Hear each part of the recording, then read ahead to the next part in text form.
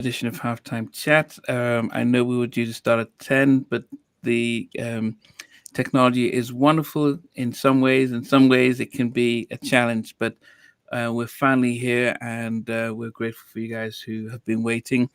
My name's Namdi. I've got Stevie Street with me, and we've got our special guest out of Los Angeles, or is it Los Angeles, or Los Angeles right now. out of Yeah, Los Angeles, yeah. California. D'LaVance. He came out well. I mean, if you watched our live interview with Chucky Booker last week, you could have heard Chucky talking about how he met him, um, both from both in a talent show and and also raved about your musicianship, singing, and everything. So, but we're gonna go through that and cover that. But we want to welcome D'LaVance to the show. How are you doing, sir? Doing wonderful, gentlemen. Thank you. Yes, okay. Um, we start off. I always start off by trying to get. And I know I said you're from Los Angeles, but um, was that where you were born and raised? Yes, I was born and raised in Los Angeles. Okay. And growing up in Los Angeles, what was the sort of your musical influence as a young child? Wow. I was blessed. I was around a lot of music as a child. I grew up, around church, a lot of church musicians and singers. A few of my family members are gospel singers. One of them became famous, Cheryl Lynn. She became very famous as a solo artist, and Oh, got to she be started. real, Sherlyn. Yes, yes. Her mother was a incredible singer and pianist, and she taught her daughters to sing and dance, and they were incredible singers in the church. And oh my God, being around that as a child was my first influence. And then when by the time I was 11 years old, I got a chance to get into a singing group around my neighborhood, and we toured around Los Angeles doing talent shows. The group was called the Gifted Ones, and our manager was a guy named David, and David was amazing. Oh my God, this guy could play the piano. Young guy too. He was a young guy playing piano. And David Martin, he was a pianist, a band leader, the whole nine. And he had a grown band and had us little kids as the singers. And we went around town winning talent shows and stuff. And that's how I got my start at 11 years old. And I was with him from 11 to 14. Wow. And what I mean, for those of us who weren't living in Los Angeles around the time you were growing up, what I mean, all we have to go by is kids and boys in the hood and those kind of shows, because you don't know what it was like, or what NWA were doing, because that seems to have amplified sort of a different idea of Los Angeles back in the 80s and stuff. But for yourself, growing up in Los Angeles in that time, what was it like? Well, the funny thing about all the boys in the hood stuff and all that was going on, but I was around much earlier than that. When I got in this group, it was the 70s. Okay. I'm a little older than Chucky's 2 years older than me, but I'm a little older than the boys in the hood guys. They came Okay. along much later. By the time they came along, I was graduating high school. So Okay. I I was dealing with it was gang activity in the neighborhoods I lived in, because I lived in Los Angeles and in Inglewood, and it Okay. was gang activity. But I was blessed because of the music influences around me. I had an uncle who was a choreographer and a dancer, and he had a group of his own called Madison Avenue. But before he got his group together, he put a mic in my hand and groomed me to be a singer. So I was around a lot of musical influence as a child, and my mother sang and my aunt sang, and we had people around us from all different walks of life. One of my uncles, um, uh, he would always, play music around me. Always teach me how to dance, and he became a famous choreographer. Now he's the choreographer for the Temptations. His name is Michael Henderson, and Wow. he choreographs the Temptations as we speak. He's been with them since Rick James did the Standing on the Top album with them. Wow. So that's where, Like, like I said, again, I started as a young child. Got into the industry really early, and then having Sherlyn, get famous when I was in junior high, that helped because it helped me, stay away from the gang activity. Seeing people in my family do music made me want to do music. And God blessed me with the, opportunity to be around people who kept me busy doing music, so I wouldn't end up in a gang, like most of the kids, because most of the guys I knew were either dead or in jail. So I was very blessed, to get into Wow. music. And Yeah. so I guess just before we pass on, it feels as if, because when we've spoken to people from New York, for them it was more about, it was very much about drugs and crack in New York. Yeah. But it seems as if from LA, because I've spoken to Warren Campbell, as well as Chucky, and it feels as if there was more gang sort of issues for young black men in Yeah. Los Angeles as opposed to drugs in the East Coast. Yes. It was drugs in California too, but like again, I was, always against that because I saw what it did to people's lives. And I was, like I said, I was blessed because there was a lot of activity around me. I was around a lot of entertainers, a lot of singers and stuff. And to see people go through what they went through with drugs and stuff, it really made me shy away from it. Yeah. So Musically, what was your musical influence then? When, as I said, who was, you know, it couldn't be so easy as saying the Jackson Five or Little Stevie, Well, but well, well, well, well. It's deep because I had the Jacksons that started me, as a kid to want to learn how to sing. Because Michael Jackson was when he first came out with his first single, I was about 4 years old, and I remember hearing the record, and I was riding a big wheel down the street, and as soon as I heard the record, I stopped in my tracks, and I had to stop and hear this whole song before I could move another foot. And I heard this little kid wailing, and I mean, he was so incredible. It inspired me. Something touched me that day, and I was like, wow, listen to this. And I didn't know what I was hearing because it was on the radio coming from somebody's window. And I just was going down the street on the big one. I heard this din it, din it, din. I said, well, that's a nice little groove. I stopped. All of a sudden, I hear this little voice come on. I'm like, who is that? So wow, that started something with me. I was four, mind you. That started something with me. So then I said, okay, I like what I hear here. And then musically, Sly Stone, he had, his records out. And Sly Stone was a big influence to me because I love funk. And then mm, the next influence would have had to be Stevie Wonder, of course, because he was blowing my mind. And Stevie Wonder set me on a tone that was on a whole nother page. And then Parliament Funkadelic, man. wow, They messed me up in 1975. They messed me up so bad that I don't know, funk just took me to a whole nother level. Then Prince came out in 1978, and I was like, oh my god. Then I found out he played all his own instruments. I'm like, oh my god, this guy plays everything. So I started like really understanding, okay, this is something you really want to do. You love music, you're around it all the time, people around you in the mm, musical. So, I started listening to everybody. And then of course, we had the Silvers come out. We had oh man, it was so many young groups that was coming out that was blowing my mind. Slave came out.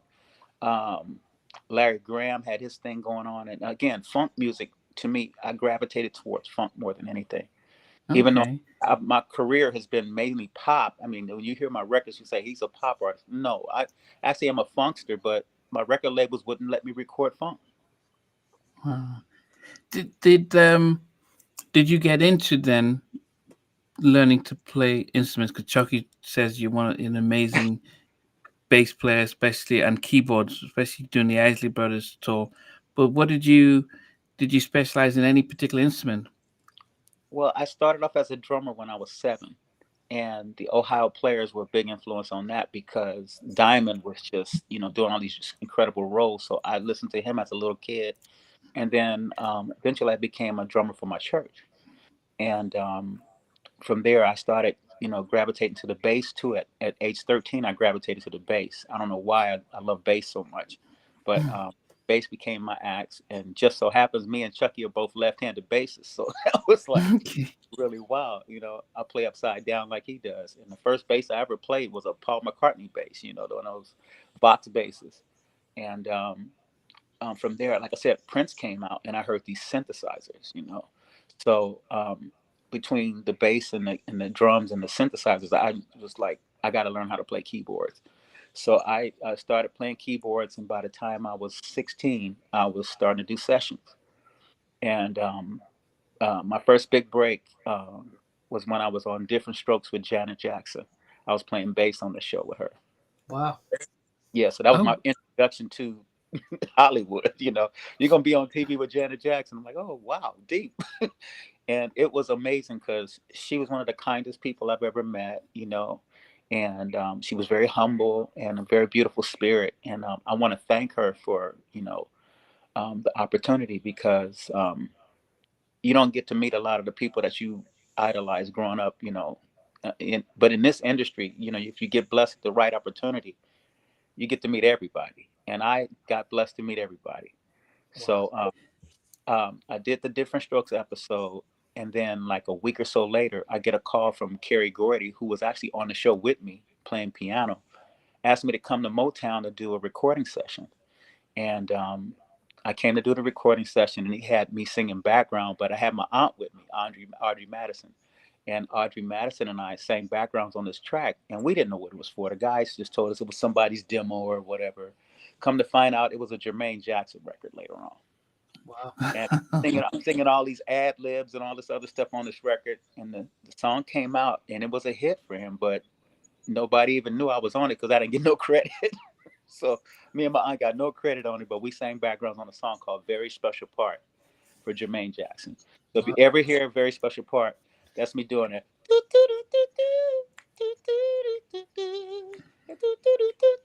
That's me doing all that little stuff. And it's me and my aunt singing all the backgrounds with Jermaine.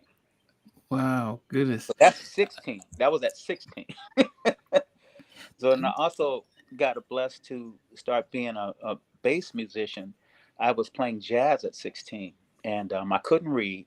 And I would go into these sessions, and guys would call me up and say, "Hey, man, come play bass on my stuff." I'm like, "Oh, okay." I remember getting called to this recording session, and the guy looks at me when I flip the bass upside down and said, "Oh, you one of those?" I'm like, "Okay." I said, "Okay, I guess." And then he goes, "Well, we got this chart for this," and I said, "Well, I can't really read, so you gotta just give me the key that you're in or whatever, and I can play along." So he says, "Well, this is a jazz track. It's kind of like we freestyle and we kind of go everywhere." So I said, "Well, play the track for me." He played the track for me, and I caught on pretty quick. So he was like, "Wow, you got a great ear, man." So I was playing what I was interpreting, and he was saying, "Okay, you're playing a little too much. You're playing a little too much." I'm like, "Oh, okay." I didn't know. I'm used to playing by myself, so I just thought you had to fill in all the pockets. And so you're playing too much. It's okay. So he says, "What I need you to do is like find a groove and then leave a spot for the next instrument to come in."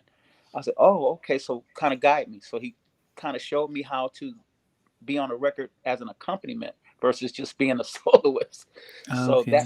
that was my introduction to recording, and it was an excellent opportunity for me because I would have never understood production and arrangements and all this stuff had this guy not set me back and pulled my coat on that. Because when you're sitting by yourself, you just think just fill in all the holes. But Yeah. the guy, he loved my pocket, and he loved the way I would improvise because he says some of the notes you're playing are not the notes that I wrote in my song, but I like what you're playing better than what I wrote. I'm like, oh, well, thank you. So again, this is God because I didn't have any formal training or anything. I play by ear, so it was fun. When was the first time you met Chucky? Because it seems if he was younger, because he talked about the talent competition. How old were you then? I was 16 when I met Chucky, and the blessing was it was the weirdest story because I was a kid that went to a totally different school, and the high school that he was at was way across town, and it was some friends of mine that wanted me to be in their talent show because they knew I was like a big Michael Jackson fan. And they said, "Man, you got to be in our talent show and do this and that." And I'm like, "Well, I don't go to your school, so how's that going to work?" He said, "We'll talk to the principal." So the guy said, "Yeah, it's okay if he comes in. We don't mind somebody coming out from out of our school." So I was blessed to be able to be in a talent show for Inglewood. And I get there and I didn't have a band. So I'm like, I don't know how I'm going to pull this off because I don't know tapes. I ain't got no music. So I talked to Chucky, and he was the most down to earth brother, man. He was so, I mean, his whole aura was amazing because he's a very down to earth brother. He's not no stuck up guy, ego, none of that, all pumped up. He's one of the most gentle spirits I ever met in my life, and I thank God that I was able to meet him when I did because this was before either of us became who we later would become. So Chucky blessed me once, he says, "What you doing, man?" I said, "Well, I want to do Lady in My Life and Billie Jean." He says, "Oh man," he said, "Okay, you want to do that?" He said, "Yeah." He said, well, nobody ever does Lady in My Life." He said, "Yeah, okay, all right, let's do this." So he humped it up, man. He had it sounding like the record. I was so blown away. This guy was so amazing at 18. It was blowing my mind. I was like, I look back, everybody was like screaming and hollering. I was like, are they screaming for me or for the music? I give the credit to Chucky because the music was tight. Okay. The music was slamming. I mean, I was like, oh my God. And from then on, it was like we became kindred spirits. And what happened was, like I said, he didn't even know I was a musician. He thought I was just a singer. So years later, we would run into each other every blue moon, and uh, he figured out, well, you must play a little bit because I keep hearing everybody talking about they want you to come play on their records and this and that.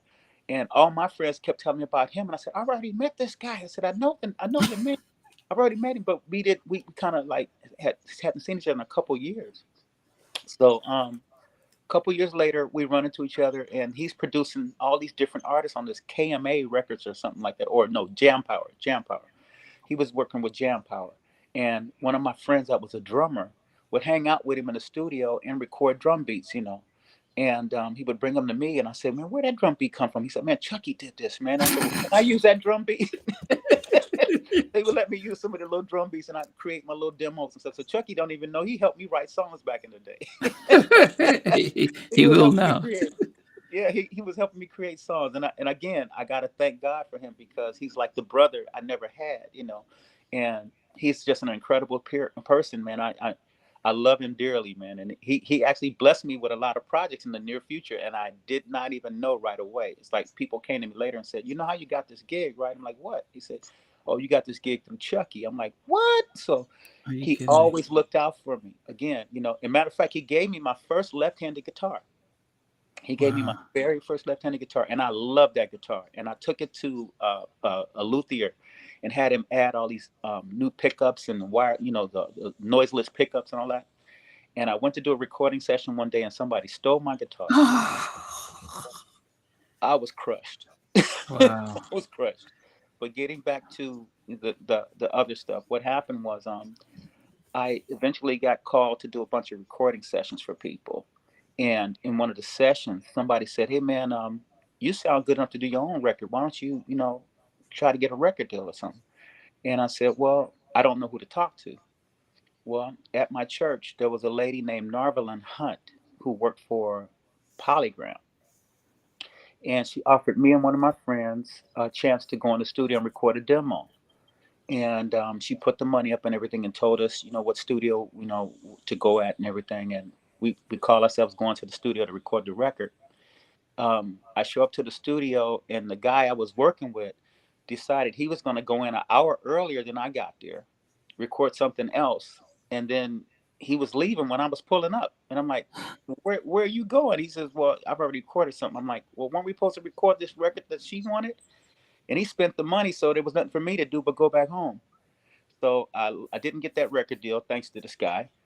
And Wow. I moved on with my life, and it's just a year later, I got another offer to do a record deal, but this time I was by myself. And I go in and start recording. And the guy says, "I really like what you're doing." He says, "Well, you've never produced a record before, huh?" I said, "Well, no, but I'd like to try." And he says, "Okay, I'm going to set you up and see what you can do." So I go in the recording studio, and it's a total disaster because I know how to put the instruments down, but I didn't know how to mix Mm, them, how to blend them, and all the stuff. And I knew what I wanted as far as what to record, but I didn't know how to make it sound like a real record. And I was devastated because I thought, well, I do it at home all the time and it sounds halfway decent. How come I can't do it in the studio? Not understanding production. mm, So it was a total failure, but we called a guy in that knew what he was doing, a guy named Larry White, who actually produced with Bobby Brown, and he was a music director for Bobby Brown for a while. He came in and helped me, and we got the record produced. But when I listened to it, I was kind of depressed because it wasn't what I wanted it to sound like. But mm. I respect him and appreciate what he did to help me get it out there because I didn't know what I was doing. And after I did that, I went home and did my homework and started studying. Okay, let me learn about production. Thank God, Jimmy Jam and Terry Lewis started coming out with records on people like the SOS Band, and the System was out. Michael Jackson stuff was hot, so I started like really paying attention to production because I wanted to learn how to make my record sound like a record. Mm. And just so happens, one day I was in a meeting and I heard a record by Ralph Johnson from Earth, Wind and Fire, a record called Mr. DJ. And I liked the record so much, I was like, wow, who did this production? And Ralph came in and we talked at the record label one day, and he says, "Hey man, I'd like to go ahead and help you with your production." I said, "Oh man, I'd be honored." So I had a bunch of songs. He says, "Well, let me see some of the material you got." So I was planning some of the stuff I got, and he wasn't really feeling anything. Then when I broke out this one demo that I had never sang to, and he says, "What is that?" I said, "This is a song called Very Special Dream, but I haven't sang it yet." He says, "But I like the groove, what you're doing on it." So this was 1985. Uh, we go into Westlake Audio and we record this song. And while we were recording, come to find out Michael Jackson was next door. I Wow. lost it. I lost it. I'm like, oh my God, Michael's next door. And he hears what I'm doing, gets mad and leaves. And Wow. I'm like, I didn't know what was going on. So his producer, John Barnes, comes Wow. in and says, whose song is this? And my uncle just happened to be there and was like, hey, that's my nephew's song. He said, well, who wrote this? Well, my nephew wrote it. He goes, and he's got Earth, Wind, and Fire producing it. He's like, man, he goes, well, okay, I got to hear this. So the song starts up. John's eyes got big, like, wow.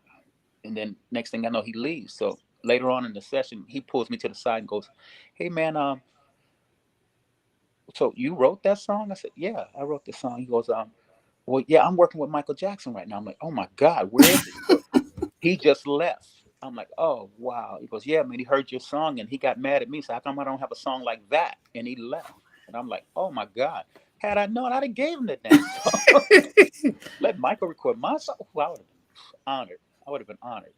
So again, I got to work with Ralph Johnson from Earth, Wind and Fire on that, and he brought in Larry Dunn on the keyboards, and he brought his brother in to produce Fred. Fred produced the drum track. Ralph played the timbales and percussion. I did the synth bass. We had a guy named Rusty Hamilton, and he played keyboards too. And then we had Zane Giles on guitar, and we threw down on this track. And it was an amazing song. And this is where I found my sound. Okay, now I know what I want to sound like. And the song was never released. I was Oh, devastated. I was why? devastated. I had Why I was had that? finally had a hit because the record company didn't know what they was doing. They had no idea what they was doing. What They were label trying was to go this? now. This was a record label called Tuckwood Records, and it was an independent label out of LA. And Okay. the guy just really didn't know what he was sitting on. And I had a hit that would have been a runaway smash, and he didn't know what to do with it. So I had to just, tuck my tail and go deal with it. But that was 1985, and this was before Michael did the Bad album. So that song could have went on his album for all I know. Wow. I think to, Sound. So go ahead. that sound you was making at the time, that like synth funk boogie sound of the mid 80s, it's highly collectible now. Very collectible. Always has been, but I think at the moment, because there's a younger generation that are kind of making that sound very underground, but because I seen how you moved from that synth boogie sound that you was making, and you kind of you moved from that, which we'll go into in a bit, into New Jack and R&B. But you did seem to progress from about 85 up to about 1990, and I think that sound you had, you could hear it in further productions later on. I think, especially the synths you was using, you know. Well, the funny thing about the synths that I was using, I had to learn how to program because I didn't have ones that had like sounds on them that you just had presets. I had to learn how to program synthesizers. So that became another hobby of mine that led to jobs. I see. So See. um, in 1986, I got away from that label that I was on because I had lost faith in them because I heard that they didn't have no ears, and I'm like, okay, well, there's no sense in me being signed to your label if you're not going to put the records out. So I got signed to a label in 1986 called Calista, and they were dealing with Motown, dealing with RCA, and a couple other labels. They were letting artists go out through other one was Motown. So in 1986, I hooked up with Leon Silvers, Wow. and Silvers was one of my heroes. You know, this was the producer that had produced Shalimar and the Drop Whispers. your Whispers. names here on us. I mean, you know, you slipped in a Tyler Zane Giles a few minutes ago. Yeah. I mean, just you slipping all these big. I know exactly what you're talking about. These guys are monsters. All these guys I'm mentioning are monsters. Huge. And see, again, I'm a child, so you Wow. know I'm meeting these guys at an early age. I think in '86 I was just about to turn 21, and I met Leon Silvers, and he heard what I was doing drum wise, and by this time I was going into this go-go kind of thing, which you guys would call it New Jack Swing, but I didn't call it New Jack Swing. I called it go-go. So That's this what was Chucky says. So 1986. I guess in the West Coast, it was a very different because compared to New York, it was Well, different. It's more Well, the reason funkier, a reason lot why more it was funky. different for us, the reason why it was different for us is because we were listening to Chuck Brown and the Soul Searchers and stuff like that, and they were from DC. So it wasn't really nothing coming from New York that I heard. I was from DC that I was hearing all these go-go beats, and because I was around a lot of DJs as a kid, I would hear stuff from back east that a lot of guys didn't hear in LA. So I flipped to I love percussions, and Earth, Wind and Fire is a big reason why I love percussions because a lot of their records had a lot of ridiculous percussions on them. Mm. So I got into the percussion thing because as a drummer, you know, drum machines took over everything. So we weren't playing drums anymore. We were using these drum machines. So I noticed all the percussions that were on them, and I had just bought this the LM2 Lin drum machine. This thing was $3,000. So you know, I spent my money on Big that money for a then. reason. Big money back. Yeah, and it was worth it because, like I said, my whole sound came from that drum machine. You know, Wow. that and my synthesizer programming. So Leon heard me in the studio producing one of my records and said, hey man, would you mind, you know, coming on and doing some drum programming and stuff with me and this and that and playing some keyboards? I said, well, I don't mind, cool. So we hooked up and we did a record for Evelyn Champagne King, and this record was called Flirt. I remember that. And then we also had a record called Safe and Sound, but Safe and Sound never got released. Wow. But Leon and I What's decided Evelyn Champagne King? she was amazing, but I didn't get to meet her right away. Here's the irony of that story. So me and Leon did all this music and all stuff, and he was doing like some sketches of the backgrounds, what he wanted. But when she came into her vocals, I wasn't even in the session. I just came and did keyboards and drums, and then I left. And he produced the vocals with her at another time. So she didn't even know I was involved on the record. And I don't even think I got credit on that record. I think I wrote that blonde guy because I had blonde hair at the time. I think I wrote that blonde guy as a keyboard player or something like that because I didn't want to get in trouble with the record label. But after Leon and I hooked up, a couple other producers looking at me like, you know, hey man, would you come and work with my stuff here and there and there? So um, every now and then I go to Solar Records and I would see like, you know, the Calloway brothers producing, you know, Climax or somebody, or I would go see Steve Shockley doing his thing with Lakeside, or I might go into the studio and see Jam and Lewis producing somebody. And I got to meet Jam and Lewis kind of early, and they didn't really recognize who I was right away. They were like, you just, you know, like well, this young Oh, what do you kid mean hanging they didn't around. recognize you? What do you mean they didn't recognize you? Well, like I said, I was making a name for myself in the session world in LA. And I saw Babyface when he was cutting his first solo album.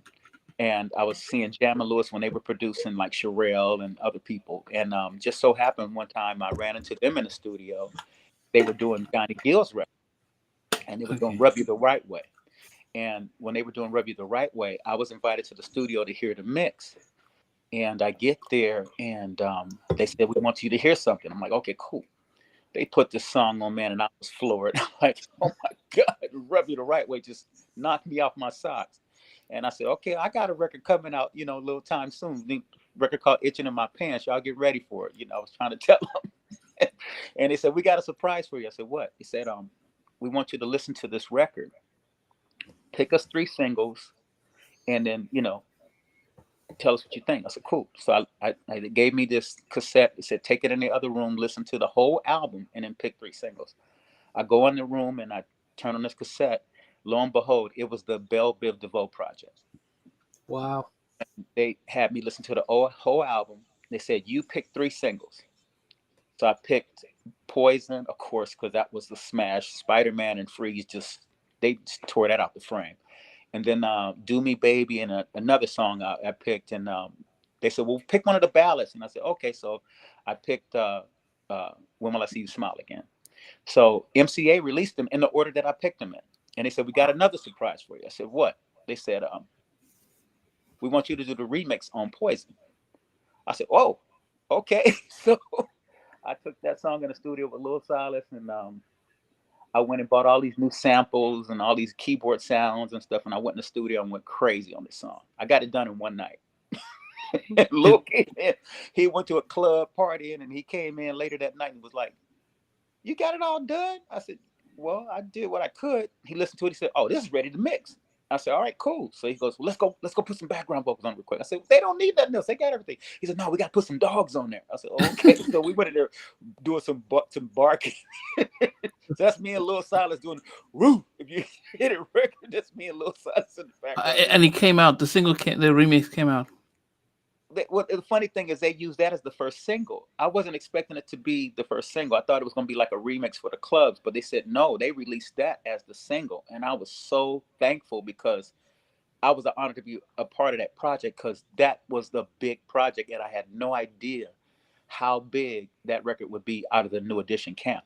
I thought maybe Johnny Gill or Bobby Brown was going to be the hottest one of the year, and they just smashed on everybody. So, Yeah. Belle Biv DeVoe, I take my hat off to you, brothers, man. Y'all put it down on that one. And You have a Spider-Man credit 3. on you do have a credit on Rub You the Right Way on one of the mixes. Well, that's because I was in the studio helping them pick this I stuff wonder out. why, yeah. It's on the short version of the CD single. They were letting me listen to the whole thing. See, Jam and Lewis were very beautiful, man. Like I said, Johnny Gill was a friend of mine, and he was saying, man, I just want you to come hear what I'm doing. And Jam and Lewis was like, yeah, bring him down.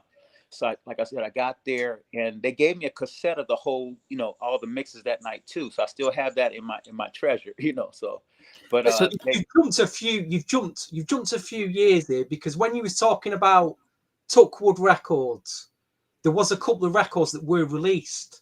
Tuckwood Records was 1984. Right. So that was 1984, 86. Talk to me about Beat Around the Bush then, because that 1985. That Yeah. was the single that was coming out second, but I wanted Very Special Dream to come out, the song that I was doing with Ralph Johnson, and they didn't release it. And it kind of made me wonder, was it political that they didn't release it, or was it just because they didn't understand the record? It was way over their heads.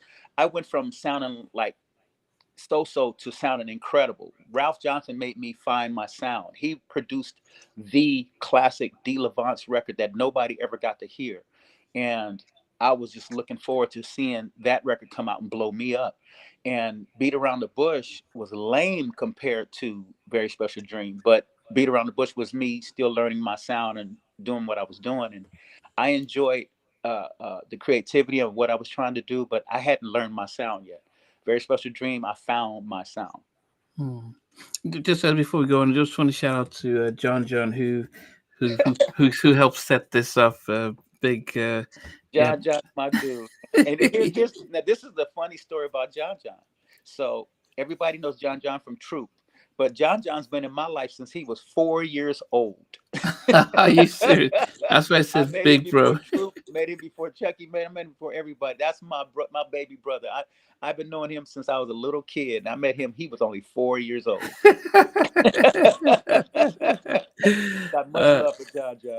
Yeah. Thanks, John. Because so I guess the thing is that because you made it seem as if it was easy to get in. It almost felt as if getting record deals was straightforward. And I don't know if No. LA was a lot easier than the East Coast. No, it was not easy. Again, I'm gonna say this again. I give all glory to God on this, because there's no way I could have got in the way I got in. I come from a family, like I said, that didn't have all the opportunities to get in. I was blessed that my cousin was already established. My uncle was a choreographer, and he had his own band called Madison Avenue, which another group that should have made it. They were incredible. and all they needed was their break. And just when they came close to getting a break, everything just kind of unraveled, and it broke my heart. But I had been struggling to get a record deal for many years. Like I said, I was a little kid, 11 years old when I got started in the industry. Getting my recognition at 16 as a musician was a blessing, but it wasn't nothing easy. Again, it was because I would come home straight from school, lock my butt in a room, and just learn how to play instruments. I wasn't running the streets gang banging. I wasn't running the streets doing drugs. I wasn't out getting little girls pregnant, nothing like that. I was at home. So I was like, really trying to establish myself as something, because I really wanted to be in the entertainment industry all my life. So it wasn't easy getting a record deal. It was just that, here's the other side of that too. Getting a record deal at that age, you don't know what you're getting into, and you get signed and you think, okay, now it's all about fans and the glory and money and all that. No, that's not what happened. When I got into the industry, everybody and their mama came out and was stealing from me. Because first, if they weren't lying about saying they wrote my songs, they were going around publishing my song. I had a guy copyright 2 of my songs in 1986, and it devastated me because he was supposed to be helping me with production and everything else, and he took 2 of my songs and copyright them. And to this day, I could put him in jail for like 20 to 40 years just for stealing my songs. But it's not easy when you're young to come into an industry that's all about wolves and vultures. They look at us like this is easy prey. Well, because I wasn't so savvy at the business part, I had to learn the hard way like everybody else. And My like I said, goodness. I was signed for many years before anybody ever heard my name. I mean, it's getting it's I don't know. I can never get immune from hearing my guests talk about learning the hard knocks life of the music industry. I mean, I just had Herb Middleton just last on on Thursday say the same thing, and it's and I don't know if this is what mainly black recording artists predominantly seem to be facing, where there's no one looking out for them, and it's like, we need to steal from you before so you can learn the hard way, and then if you want retribution, you need to steal from somebody else. um Yeah, it's sad, but again, it didn't harden my heart or make me want to be that way. When I was coming up, as I started uh, working with other artists, I would try to clue them in on write your own songs, get your own publishing, get stuff, going for yourself, because you feed yourself this way. And a lot of artists didn't understand what I was talking about till I sat them down, and again, coming up through the years, it's like I met a lot of artists that never got to see the light of day because they didn't know the industry. I got blessed. I know nobody knows my name as a household name, but the musicians in town and all over the world had met me through playing on other people's records, or getting a chance to meet me backstage playing behind other artists. So going from the 1986 thing, I got in between in the 86 thing. I didn't have a record deal till like 1988, and part of that was because one of the guys at the record label I was signed to had passed away, and they didn't know what to do with the artist. So we were all kind of like sitting in limbo for a couple of years trying to figure out what to do. And MCA started looking for me to sign me on a record deal, and I had no idea because nobody knew how to reach me. And I got a call one day from a friend of mine who said, "Hey man, you need to go talk to this guy because they're looking for you at MCA Records." So I finally, got in touch with the company and let them know that I was available, and I tried to do something with them. And they asked me to put some tracks together. So I decided to put a little group together and go shop the MCA deal. And this was in like 1988. And the group I put together was going to be like kind of like the time, kind of like, on that kind of vibe. mm, Time, what's another group? Tony kind of vibe. Also, is another group, Ready for the World kind of vibe at that time. mm, And it didn't work out because the guys in the group didn't understand the business either. They were coming in thinking, "Oh, we're gonna get paid. We're gonna do this and this and that." And then the guy I was going in to walk the deal with wanted to take credit for my production. mm. And when we got to the meeting, Gerald Busby tells me, "Hey man, I like what you do. You know, this and that. I've been trying to get you for a few years here. This and that. I've been wanting to sign you, but I didn't know how to reach you." I'm like, "Well, okay, let's talk business." As we were talking business, the guys I brought into the meeting with me decided they didn't want to have me be involved in the project when they started hearing like how much money was involved and how this guy was going to have us do all this production. He was showing us how he put Johnny Gill into New Edition, and how Bobby Brown was going to be solo, Ralph was going to be solo, everybody's going to go solo, then he's going to come back and be New Edition again. He was showing us how that format was going to work. He says, "I'll do the same thing with your group. I'll let you come in and you guys be a group. And then I want all of you guys solo records. And D, you're going to produce all of these records." So I was looking at some serious money on the table. You know, we're talking about millions. Wow. And the guy that walked me into the deal decided he wanted to get the credit for it and not let me get, you know, my just due. So he took my band from behind me, told him, "Hey man, I'll pay you guys so and so and so and so if you just kick D out the group, and we'll go in and get the deal without him." So I lost that deal at MCA. And Did they sign the group? no, they told the group went in without me. They kicked me out the group, and I was devastated because I thought these were my friends. I only put the group together to have something to cover me because I didn't want to be a solo artist at the time, and I wanted to be just a member of the group and produce. And then these guys decided, "Oh, we're gonna put you out of your group that I put together." I'm like, "Oh my God, you gonna put me out of my own group?" So I cried like a baby. I'm devastated. I'm thinking, "You guys, I thought you were my friends," you know. That's when I learned about the friend thing. So just so happens that they went to the meeting without me. The guy says, "Okay, well, we're ready to talk business." And they said, "Yeah, man, we're gonna do this and that." He says, "Where's D at?" "Oh, well, you know, we're gonna do this deal without him." He said, "Gentlemen, there's no deal without D. Have a good day. Have a good day." He kicked him out. So that's what happened to that group. And then I ended up going to Warner Brothers. Benny Medina at Warner Brothers decided he wanted to sign me. And I got blessed because he was involved in that Motown thing with Jermaine Jackson. So he wanted to make it up to me because he didn't, the credits. Yeah, he didn't give me no credit or anything. He was going to sign me to a record deal. And just so happens, he signed me off of one song. And the song was one of my New Jack songs. And like I said, I was doing that in 1986. So my song was 2 years old by the time he heard it. He heard it in 1988. It was 2 years old. And he goes, "I'm going to sign you on that one song. What song was And that? You Got It Going On." It's a bonus. It was a bonus track that ended up at near the end of your CD. Exactly. On my Epic album. That was the bonus track. Now So here's the fun thing. we do a New Jack Swing live podcast on a Sunday evening, right? And there's two guys that I banged on about nearly every other week. Everyone who watches now is listening. Know that I bang on about you. I say, "D'LaVance, we need to get this guy's story," and the other guy Zan, because we know in the history and the story of New Jack Swing, you two guys are like, you're just so unsung. You've done a lot of stuff.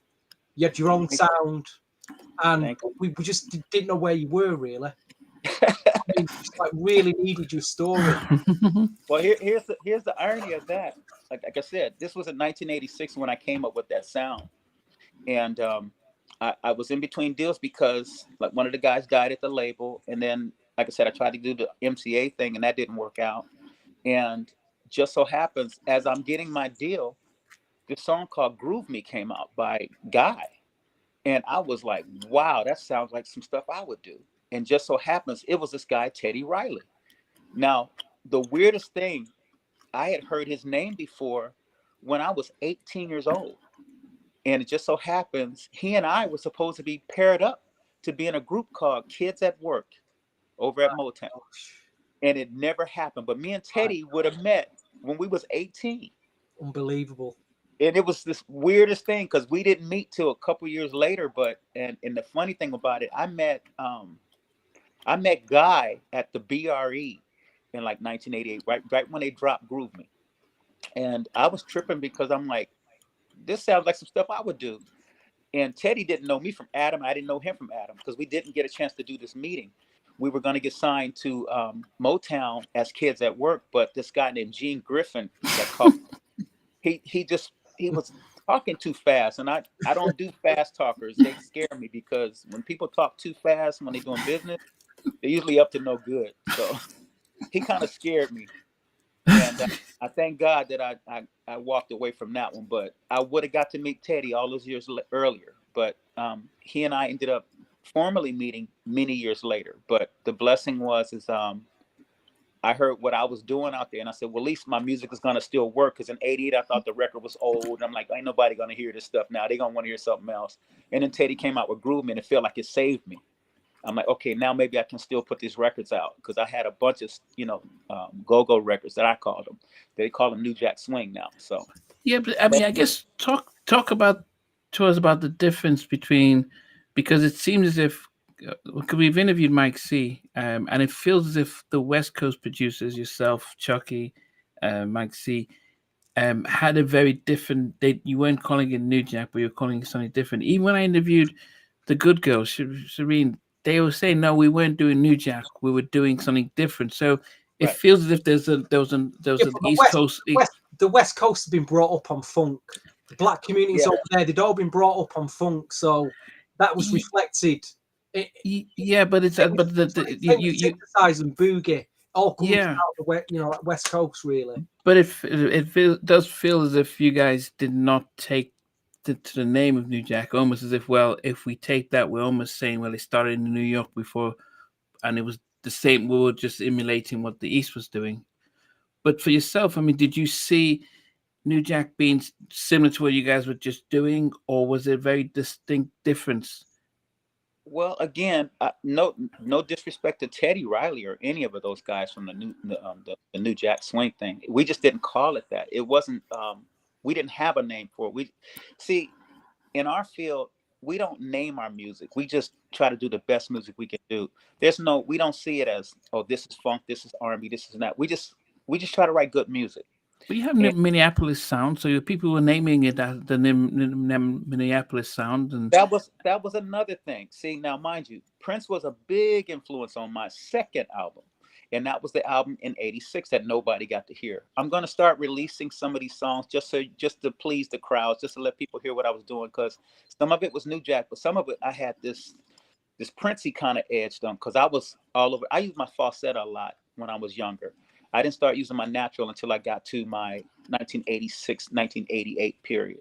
But I was using my falsetto a lot. So Prince was a big influence on that. And my '86 album was more of that, and that go-go sound that I was talking about. So um, I didn't have a name for what I did. I just did it out of the love for music and tried to write the best music I could write. I mhm. didn't have like, oh, this is funk, this is rock, I wasn't into all of that. Just wanted to put out a good record.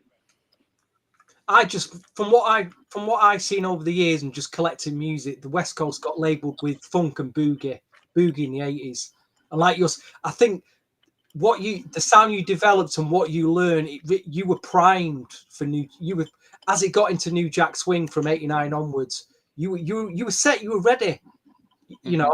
But like you say, from what you explain to us now about deals and that didn't work out, it Hmm. didn't really quite. I mean, this was a worldwide hit. Before New Jack, Labasifri. So obviously That was my boy. Oh my you're God. you're credited on Wow. Labasifri. How did that come about? Oh, this is Because gonna this was blow your again mind. pre-New Jack, This really. this is gonna blow your mind. Now, I cut that record with Lappy Sifri, um, and I was blessed with that project. Let me tell you this. I was staying with a producer named David Kirschenbaum. David Kirschenbaum is a phenomenal producer. He's got credits that go all the way back to, wow, he's done like all these rock groups. He did Tracy Chapman's first record. He did Asia. He did Jim Croce, all these legendary artists. And I was staying at his house, and he had owned like all these studios in Hollywood. So one day he had brought this guy in and says, "Hey man, I want you to work out this record with this guy. He's got this great song, and he wants to have somebody do some music for it." So me and Lappy sat together, and he's a very humble, beautiful person, man. Just beautiful spirit. We get into the studio and we just started writing. And he says, "Well, what do you hear for this?" So I just started playing some chords, and he goes, "Oh, I like that." So I put a little groove together, and we presented it to David to let him hear it, and said, "Okay, David, do you like this? Can we, you think this is cool?" He goes, "Yeah, go record it." I'm thinking he's going to produce the record. He's like, "No, D, I want you to produce it." I'm like, "Huh? Okay." So I go in and work on the record. And man, Labby had such a great time. And Labby was great to work with, man. Incredible. Very down to earth brother. Come to find out, he's like one of the biggest things in Africa. I'm like, oh my God. And that was a project that came to me out of nowhere. And I didn't work with him until like 1988. It was around 1988 when I worked with him. So that was beautiful, man. But yeah, I got a chance to work with him and a couple other artists that David turned me on to at the time. I got to sing background on one of Asia's albums, and got to work with Marilyn McCool and Billy Davis Jr. and a couple artists like that. Just real different kind of stuff. But yeah, that was a real blessing to work with Labby. Wow. Let's get to 89. Okay. Now this lady you produced, she ended up on Motown, but prior to Motown, she was on an independent label, and I think you produced a lot of the tracks, and that was where we kind of first heard your signature like pre-New Jack funk sound. Talking about Letitia. Okay. Before she got signed to Motown, she had Yeah. that independent LP out. Yeah. So how did that come about? Okay. So this was a funny story too. Okay. So that same guy, John Barnes, the guy that I told you was working with Michael Jackson, he owned a studio in Hollywood. And John is one of the most, oh my God, there's no words for how incredible this man was. He did Captain EO, We Are the World. He did the Bad album. He did so much. He worked with Jermaine Jackson. He worked with Janet Jackson. He worked on a whole bunch of. He worked on Marlon Jackson. This guy is incredible, and I was in awe of him because he did the Captain EO project and all this other stuff. And I go into his studio, and they asked me to come play keyboards on this project that they were working on. And John's record was finished, so he didn't need any help. Of course, he didn't need any help with his stuff. But there was a guy named Chris Dixon and a guy named Jesse Saunders that was producing Letitia. And I was asked to play keyboards on Chris's song because Jesse was in-house. He did his own production. So Chris had me come play keyboards on his stuff. And later on, I guess they were finishing up the album. And they asked me to listen to their album again, like the Belle Biv DeVoe project. Would you listen to the album and pick us a single? I said, well, why do you want me to pick a single? They said, because you got the young ears. I'm like, oh, okay. So I sit and I listen to the album, and all the production was really done well. Again, it was really done well. But at that time, the stuff that was on the radio for young ladies was really like hot. You had, Janet Jackson, you had all these other groups out, and I don't think SWV was later, but it was a couple other girls that were out that were really hot. So I told him, I said, I hear some great songs, but I don't hear a single. And the guys kind of got bent out of shape. Like, what do you mean you don't hear a single? I'm like, again, these are great productions. It's just she needs a single that's going to compete with what's out on the radio. They said, oh, so well, you go write one. I was like, oh, okay. So I went home and I banged out this little track called "Move on You." So I come back to, mind you, I'm living at David Kirschenbaum's house, so I got a studio at the house. So I banged out the song. I brought it back the next day, and the first thing that came out of their mouth was, "Oh, you must have had this written already." I'm like, "No, I actually wrote it last night." So they say, well, "Okay, we'll play it for us." I said, played it for them, and they looked at me like, "Oh my God, this is hot." I said, "Okay." So the title track of the album became "Move on You." And they asked me for another song, and I had this ballad that I just wrote for myself, but like I said, I was in between deals, and the song was called "Only You Can Get Me Off." Now, I was trying to explain to the girl that, okay, I have a certain concept for this ballad, but I couldn't like portray it to these people because like I said, I didn't want to give away all my little secrets of my tricks here producing, but I wanted to produce that song a certain way.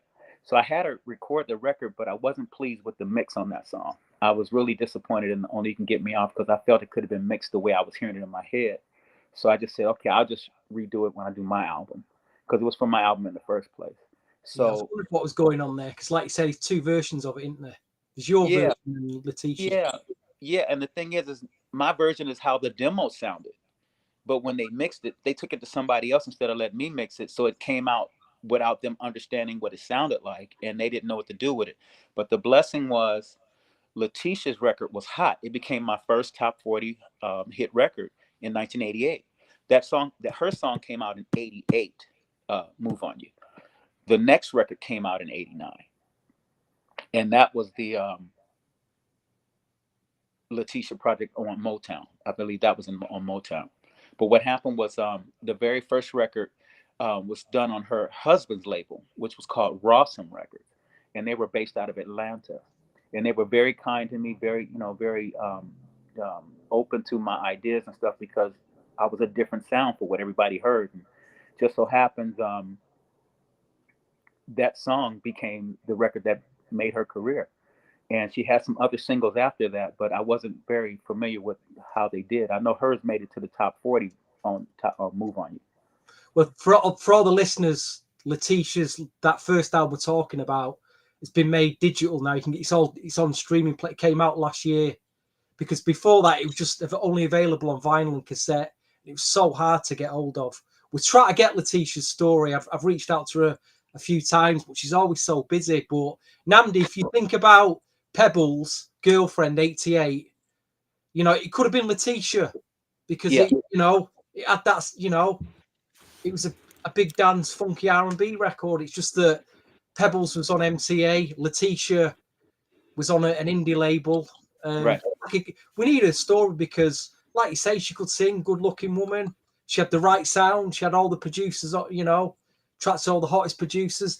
Have you ever seen a film called High Fidelity? No, I haven't. So it's a film about a record shop and about 3 or 4 guys who work in a record shop, and they're just basically music collectors. Okay. But there's a scene in this movie, and I'm gonna relate it to you and this little story you've got. Because one afternoon, I was off work. It was a Tuesday afternoon. I went into my local city because I was buying New Jack Swing then, and I'd go into this record shop that got black music imports in. So I'd always be looking through the racks to see what I could find. And there's a scene in this High Fidelity movie where the guys are working.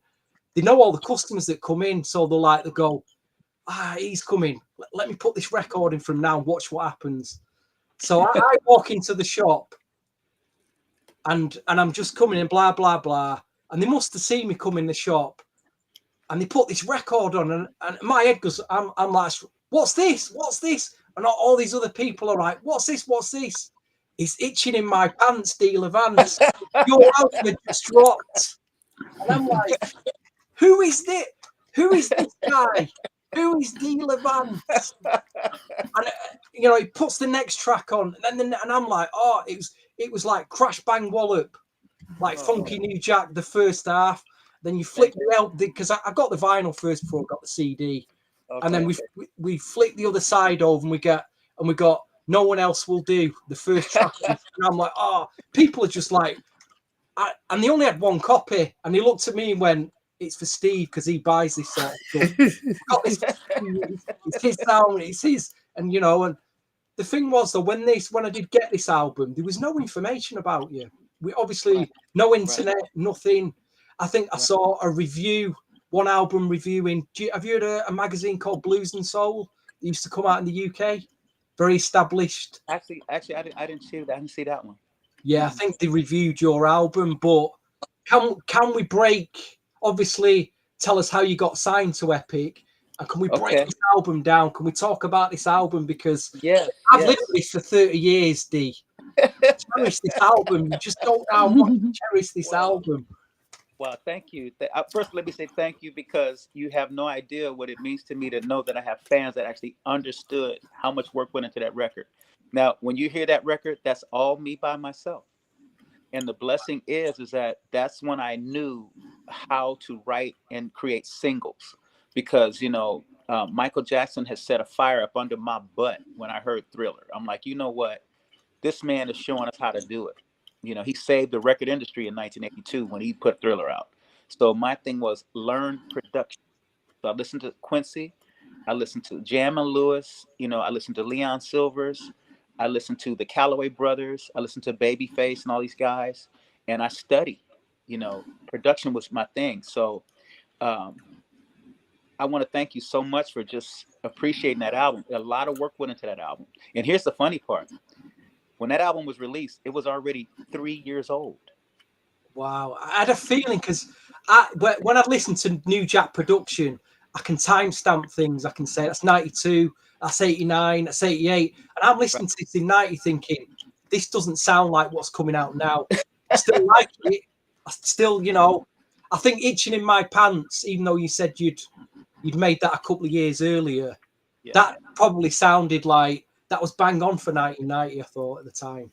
Well, here's the irony. Okay, so the album version is much different than the single. Have you heard the single version? I've got I've got the the promo CD single with Yeah. the Gam Austin Yes. remix. I Now have let that me let me somewhere. let me give you the story behind that. Here's the cool part.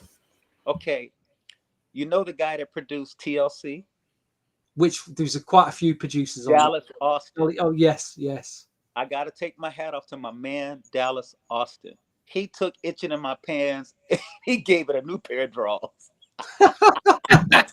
That man, he went to town on my single, man. He's heard that record and he knew what to do with it. And it cracked me up because while he was mixing my record, I was mixing one of his records for another group for MCA, a Wow. group called Glasswork.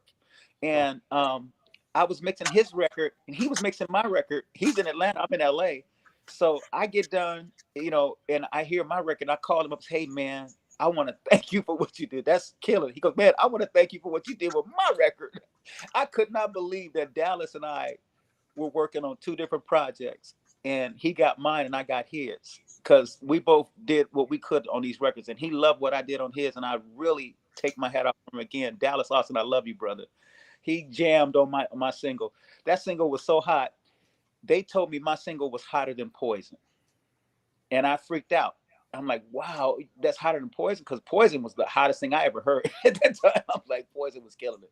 But they were telling me that, yeah, man, your single's killing it, man. They say you really did your thing on it. And I got to take my hat off to Dallas Austin, man. He slammed so hard on that. I would perform his version on shows and nobody wanted to go behind me. Where did you come up with that song title though? You got me itching in my pants. Okay, now this is the funny story about that. Okay, now James Brown used to say, I got ants in my pants and Yes. I need to dance, right? Yes. So I said, well, this was catchy to me. I learned that catchy titles is what makes people want to listen to your record. So Prince used to do it all the time. He would say something to make you go, what the heck did he say? And you'd want to listen to the record. So certain people would put certain titles and make you, what made him say that? You want to listen to the record. So I learned part of my thing was come up with something that makes people go, what made him say that? So I put Itchin In My Pants because it's like this girl's dancing so hot, she makes me want to dance. I can't keep still. She's got me itching in my pants. So when I would go do the radio interviews, oh my God, did they tease me? They said, "What did you got crabs or what?" I was like, "No, man, it ain't nothing like that. It makes me want to dance." I was laughing so hard because they were just coming up with jokes after joke after joke. But when they heard the song, they all took their hat off and they said, "Man, we want to see you perform tonight." And I got all these different radio stations that were calling me in to come, do interviews, and I was really thankful for that because the title "Itching in My Pants" got their ears up. That their antennas went up, and next thing I know, people were wanting to hear that song. And again, Dallas Austin, take my hat off to you. Did you Bro. do a video to it? I'm not sure if I've seen the video. No, It's been taken no. off. Do you not do a This is the video sad to it? part. This is the sad part. Oh my God, the record companies again. They don't know what to do with you when you come up with something that's so out there, so different. They don't know. They didn't even know what to call my music. They were calling it like they didn't know what to call it. They say, "Man, we don't even know what single to pick." And this is a big record label, Epic Records, man. It was a big label. They didn't know what to pick as a single. They asked me, and I said, "Man, just pick any song. I don't care. Just pick something. I just want to get out there, show them what I can do." So there was never no video. Now here's the backstory to that. I can't blame it all on Epic because Epic loved me. They went out. They went all out for me. They gave me all the stops. They was gonna do everything for me. I was dealing with this crooked attorney. The crooked attorney saw my record come out 89 with a bullet in the Billboard. Day one came out 89 on the top 100. That's unheard of for an unknown artist. but I came out 89 with a bullet, top 100. Next week it went up to like 73. By the third week, it wasn't even on the radio no more. Jeez. The attorney ran off with the money, and I found out years later when I broke the deal with Epic why he did this. Now, here's a story I'm only going to tell you guys. Check this out. So, I told you I was signed to Warner Brothers first, right? Yeah. So have you gone? How have you gone from Warner's to Epic then? What happened there? Here's the story. So what happened was when I got to Warner, Benny Medina wanted me to sit on the shelf for a whole year because he was promoting Prince and the Graffiti Bridge movie with the Time and everybody. Right. And he said he needed me to sit, while he uses the money he's got that particular year to promote that whole project. So the lawyer that I was with was like, no, he can't wait because people are on radio trying to sound like him. So we got to get his record out now. He can't sit on it for a whole year. So he takes me from Benny and takes me over to Epic. Now, the guy that signed me at Epic knew me from Solar Records because Dick Griffey was a big protege of mine, and he would always, tease me and tell me, he wanted me on his label, but he didn't want to sign me. And I'm like, that don't make no sense, man. Either sign me or don't. Well, just so happens his right-hand man was Hank Caldwell. Hank Caldwell was running Epic at the time. So Hank signed me. He already knew who I was and knew what kind of energy I was going to put up. He said, okay, I'm going to sign you. What I didn't know was the lawyer did not cancel my publishing deal with the other label. He had me signed to two different publishings. He had me signed to Warner and he had me signed to Epic at the same time. Nobody knew this but him. So he was double dipping. He was afraid that if he, the record blew up, he was going to get, busted. That somebody's going to find out that he had me signed to two different publishing companies. Now, mind you, nobody knew that to this day. And I'm airing this out because people need to understand how dirty these deals are. I had nothing but singles on my album. Totally. If you listen to that 1990 album, it ain't nothing but singles from one side to the end. It ain't nothing but singles. And the thing is I worked so hard on that record. I even counted the budget. I spent what I knew I was going to spend. I wrote it down to the T. I actually kept the tally of how much I spent in each studio because I'm by myself, mind you. So I kept a tally. I kept a debit account of everything I spent. And this guy told me I only had $100,000 budget. Come to find out I had a $250,000 budget. I only spent $50,000 to cut and mix that record. Wow. Down to the dollar. I counted it all the way to the dollar. And there was $200,000 left on the table I never saw a dime of. That was supposed to go towards a video and all this other stuff and promotions. Also, never saw a dime of that. Then he had me producing other acts. He had me produce Climax. He had me produce Ralph Tresvant. He had me produce a couple other people. And I never did get paid from any of the other projects. I didn't end up doing the record with Ralph Tresvant, but I played on one of his records. The record I was going to produce on him, I stopped in mid-production because I heard a song that was too similar to it and kind of made me stop my brakes. But the deal that I was doing with this guy, I had produced the album of my uncle, Art Madison, for Atlantic Records some years prior. And he never did pay me for that record. Then he had me do a record for Climax. He never paid me for that record. Then he had me do this other artist. He never paid me for that artist. And by the fourth artist, I was done with him. I'm like, I'm not working with this guy no more. So he never told me that he kept the money. He told me that, he was using the money for another project and just be patient with him. I never got paid. So that's why I kind of like pumped the brakes on being an artist and kind of went out as a backup guy and producing other people. So that's what happened with that album. I felt Itchin In My Pants was the right for the first single. If I'd have been working at Epic Records and I'd have heard Open Your Eyes, I'd have gone, come on, that's got to be a single. Open your, it just, that stood, as a song, that has stood the test of time, I think. Thank you. It's a great hook. It's just a brilliant song. I mean, these CD singles, these collectors now, they pay a small thought. They'll drop $100 on these just to get. Wow. These are the prices they're going for these days. But they did. This was, I think this was the second single. Does it feel good? It feel good? Yeah. And here's the funny thing: they didn't even show me that on the radio. How that blew up was underground in Europe.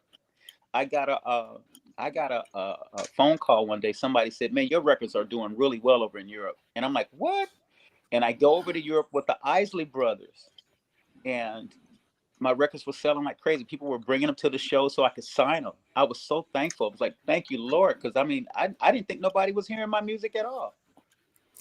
Yeah, but that's the same thing that Elder Barge and others have said, is that you if you're based in the States, you're hearing what the charts in the States are, but you won't realize that actually you're blown up in the UK or in Germany, in some cases in Africa, because Right. it's not like right now where Billboard and SoundScan and everything is all online, and it's really flashing all the key things. But if you'd been in the industry for, I'm thinking, a good 5 years, were you a lot more street smart around the business side of the music industry by the time you released your debut album, or were you still trusting and hoping for the best? Well, again, what happens is that you don't always know a snake's a snake. Okay. So I was doing business with people based on, there was a lot of work that I was doing. See, I wasn't a guy that sat around. I produced anybody that would come my way. And at one point, I had produced, in 1 year alone, I produced over 20 albums. What? And yeah, there's, if I, I can't name them all, but I can name a bunch of them. But I produced a remix for the Isley Brothers, Angela Winbush, We've got them Belle all. Bishop. We've got them all here. I was going to mention them all. Bring them all up. Seriously, we've got them all here. But you're telling me you didn't get paid. I feel bad now because a lot of this stuff you ain't got paid for. I mean, did you meet these guys? Because they Yes. ended up being Highland Place mobsters, didn't they? Yeah, now here's the funny story about that. That's the record I told you about, Dallas Austin. Dallas Austin did that record, and that was the one that I did the remix for them. Now, mind you, the irony of this record is one of the guys in that group is the son of one of the guys that worked with me with the Isley Brothers. His dad is named Gorgeous George, and Gorgeous George was like a dad to me on the road. And his son was in that group, Theophilus Glass. He was in that group, and it's funny. Like I said, years later, I got to meet him, but I met his dad first. That's crazy. But I was blessed, man. Like I said, to get a chance to work with so many artists. I was blessed to work with George Duke. We did Howard Hewitt together. I got a chance to work with Jeff Lorber. Jeff Lorber used to send me music to put keyboards on all the time, and thank you, Jeff, because I love you for that. And there's a lot of artists that I work with behind the scenes that nobody has a clue. And you seem to do a lot of remix and like a lot of musicianship on for MCA. Obviously, who was your link with at MCA? Yeah, actually, this is how that happened. Lil Silas and I, like I told you, I was almost signed to them in '88 with a group. And Lil Silas, he heard my production and was like, yo, man, I want this guy on this label. And just so happens Gerald Busby left and went to Motown. So Lil was in charge of MCA. So he actually tracked me down and was telling me, yo, man, I've been looking for you. How come you don't return my phone calls? I said, you ain't never called me. He goes, yeah, I've been calling your manager. I said, I don't have a manager. He goes, yeah, man, your manager so-and-so. I said, no, that's my lawyer, man. I said, it's my manager. He said, well, he's been cock blocking. I said, well, tell him to, take a flying leap because I'm not messing with him no more. That dude is like keeping me from making money. I can't feed my kid, everything else. I'm not working with that guy no more. So what happened was Lil and I hooked up, and he just said, hey, man, I can help you working on a regular basis. I said, well, when do you want to start? He said, when do you want to start? I said, we can start tonight. He thought I was playing. We went in the studio that night. And that's when I started. So that's when I started doing all the projects for MCA. I never signed to MCA, but I did a lot of projects with him. And I was blessed because one of the projects I did with him was the DuPont record. Yeah. And the DuPont record just, yeah. Here he is. There he is, DuPont. For anybody out there, get this album. You got a few tracks on that. Thing, now you ready for this? The funny thing about that album was all my heroes was on that album.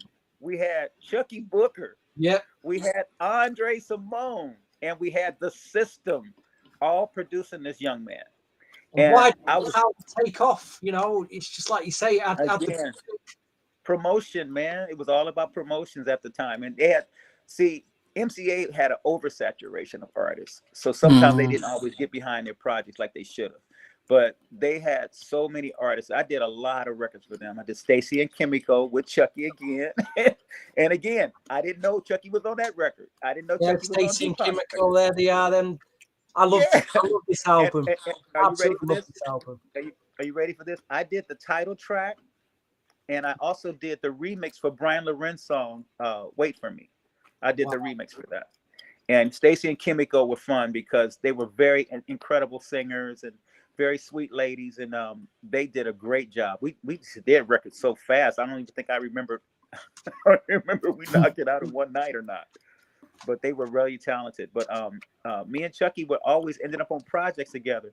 Another funny story about me and Chucky, when he was doing the "I Want to Be Rich" record with the Calloway Brothers, just so happens I get a phone call. They want me to come sing background on the record. And I'm like, okay. So I come in the studio. And I said, well, who called me for this? You know, I didn't even know who can say. Nobody told me right away. So then after the session was over, they said, oh, by the way, Chucky called for this. I'm like, man, tell that brother I said thank you. Because the Calloway brothers were my heroes. They were my heroes. Midnight Star, man, come on. The Calloway brothers are incredible. Reggie and Vincent, man, those are my boys, man. I love There them they dearly. Yep, love them dearly. Now, here's the funny thing. I sang on that entire album. Wow. Sang on that entire album. I'm up for the credits. You're not even credited on it. Actually, I am credited on it. They got me for background singing. Okay. They got me for background singing. Now, here's the funny thing. So that background session led to me working with Stevie Wonder. Wow. Yep. So I thank Chucky for that too, because I would have never got the job with Stevie had I not sang on that Calloway record. Because one of the singers on there is a very good friend of mine. You know, oh my God, this boy can sing his butt off. He sounds like Stevie as far as I'm concerned. But come to find out, it's not. He sounds like Stevie. Stevie sound like him. And his father is Little Willie John. And you know, this man sings so incredible. But John is just he's incredible. He got me the job with Stevie Wonder, and he had called me at the last minute. Said, "How's your voice?" I said, "Oh, it's cool." He said, "How your highs?" I said, "They're cool. They're clean." He said, "Meet me at the Shrine Auditorium." I'm like, "Okay." I said, "What are we doing?" He said, "I'll tell you when you get here." I get down there, man, and this brother tells me, "Oh, you're singing backup for Stevie Wonder tomorrow." I'm like, "Huh?" Wow. So you singing backup for Steve at the Grammys. I'm like, oh, okay. So we did our little thing, man. I want to thank you, John, man, for hooking me up on that. But we had a ball. It was just me, John, and a guy named come on, the guy that produced SWV. SWV. Brian Morgan. Me, John, and Brian Morgan sang the backgrounds for Stevie Wonder. I'm sorry, you guys, if I keep forgetting names. I'm getting old. I'm having brain fart. Was this on at the Grammys? At the Grammys, 1990 Grammys. Yeah, I mean, I've interviewed him, and he did mention. Yeah, he did mention that he did that when he was still looking. Yeah, when he was still looking for stuff to happen. Yeah. But after your album came out, though, and I know we've got some other things that you produce and stuff, but when it didn't get promoted, and the lawyer sort of did a runner, did Epic? I mean, Epic, that was Michael's label. Uh-huh. So that So was, Michael, he probably owns my publishing too. yeah, yeah, but that Michael was owns his everybody. label the same way, and they had big names. That was a very big label. So, did you not feel intimidated being on Epic and expectations? No, I was actually very thankful to be on a label like Epic because my cousin was on Columbia. Cheryl Lynn was on Columbia Records, and Michael was on Epic. So I knew that Epic knew how to promote. I knew that Epic knew how to get behind the artists and everything else. And I was looking forward to that. And again, the Epic really did have my back. And I give all props out to all my Did they staff. send you did you go out and do radio interviews? Did you go like album signings? Did you get any of those opportunities? I got a chance to do all of that. But what happened was, like I said, the lawyer ran off with the money and never let me do my videos. He never let me go out and do concerts like I was supposed to. How I ended up promoting my record was I was blessed because the Isley Brothers had me do remixes for themselves and also had me do Angela Winbush's record they asked me to be in their band. And at first I had to turn them down because I felt like I'm not on your caliber. I'm not no musician. I'm just a producer and a writer. But they're like, no, man, we like the way you play and this and that. And it'd be nice to have you in the group. I'm like, well, man, what could I do? I mean, you're my favorite, like, legends. It's like, I don't want to mess your band up. But they asked me to go out, and that's how I found out where my records were doing, because I was touring with the Isley Brothers and just happened to see my records in other countries and other places, and people would have me come out every now and then and do interviews and do signings and stuff. So it was a blessing that I was with them, that I got a chance to promote that record. So yes, thank you. Wow. There's more MCA stuff here. Big name Jeff Red. Oh He did a man, mix on a huge New Jack record. I found loving. Yeah, man. Now here's the cool story about Jeff Red. So I did that record. Thanks to Lil Silas again. He was constantly keeping me. He said, man, I got another artist I want you to work on. I heard that record and goes, oh, I know what to do with that. I know what to do with that. So I went and did my little thing on it. And just so happens that one night when I was promoting my record, I had to go do, I don't know if it was a Juneteenth or something like that, somewhere in down south. And just so happens Jeff Red was on the gig with me. So I go to do my song, and then he comes up and he goes, man, I love you, this and that. He goes, what's your name? I said, D'LaVance. He goes, hey, you did my remix. I said, yeah. He goes, I'm performing your remix tonight. I'm like, oh, cool, man, cool. He said, but I don't want to go on stage now. I said, why? He goes, you just got to do an Itchin In My Pants. Ain't nobody following that. So that was funny, man. But Jeff was really good people. Jeff was really good people. And I love working on that song. That was a hot song. I found love. This got a lot of plays in Europe. Body Touch Me Up. Oh, this was a hit on the dance scene over here, especially. Okay. You did a mix on that, I love doing that record on them. Now check this out. So I met the girls later. I didn't meet them during the session. I met them later. Just so happens the Isley Brothers was in Detroit with the Dramatics and some other people, and the girls came to the show. And I was like, wow, I got to meet them. So they were really sweet ladies. And they were like, you did our single, Touch Me Up. I'm like, yeah, I remember that. I was trying to give them like an En Vogue remix, because En Vogue was hot at the time. And I felt like, let me give them kind of that little edge on that groove on that. And I like that song a lot, man. Like that one. Namdi, do you remember the Jets? Yeah. That's another group, the Jets. Yeah, I love the Jets. They're very talented. Very talented. Again, you did one of their records as well. Is it Special Kind of Loving? Yeah. Yeah. That was a fun record too. That was a very talented family, man. Incredible. Who was sorry, Anna, who was this guy? One more on MCA. Oh, okay. Troy. Okay. Troy Hinton. Yeah, a lot of listeners are mentioning this as well. Suspicious. Because what happened? Now that was a record that me and Leon Silvers did. Remember, I told you me and Leon Silvers were working a lot. So that was one of the records he and I did. And he was in charge of the production and said, D, I want you to come help me with this kid, And then I heard the groove and I'm like, yeah, I know what to do with that. And man, we had fun on that record too. That's another talented brother, man. I don't even know what happened to his career, but he was very talented. Yeah, just all these forgotten, unsung artists. What was you going to say? Yeah, I guess it's because you're getting all this stuff. What was because I've got conflicting stories about Low. On one side, somebody like Melvin Riley, when I spoke to him, was like, man, Low was when he was around, ready for the world, he pushed them and they were on top. But the moment that he moved away, it affected their career. Others have said that Low could be aggressive, but could rub people the wrong way. So, he was good at what he did, but he could be have a temperament that actually, if you don't really understand him, you could be offended by that. So there was very split between him personally. But for most of us, we know that MCA, we would have assumed, was a black label because they had all the New Edition stuff. They had the Uptown stuff. They just had Jody Watley. They had Jack McGee. They just seemed to have. They did almost like they cornered the market.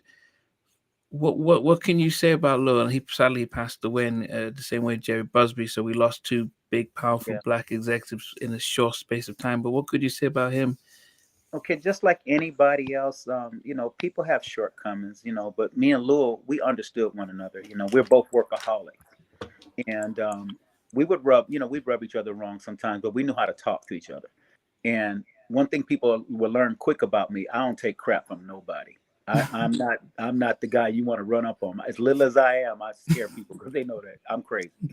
So Lil and I, we understood one another and we respected each other highly because when we would work on a project, it would come out incredible.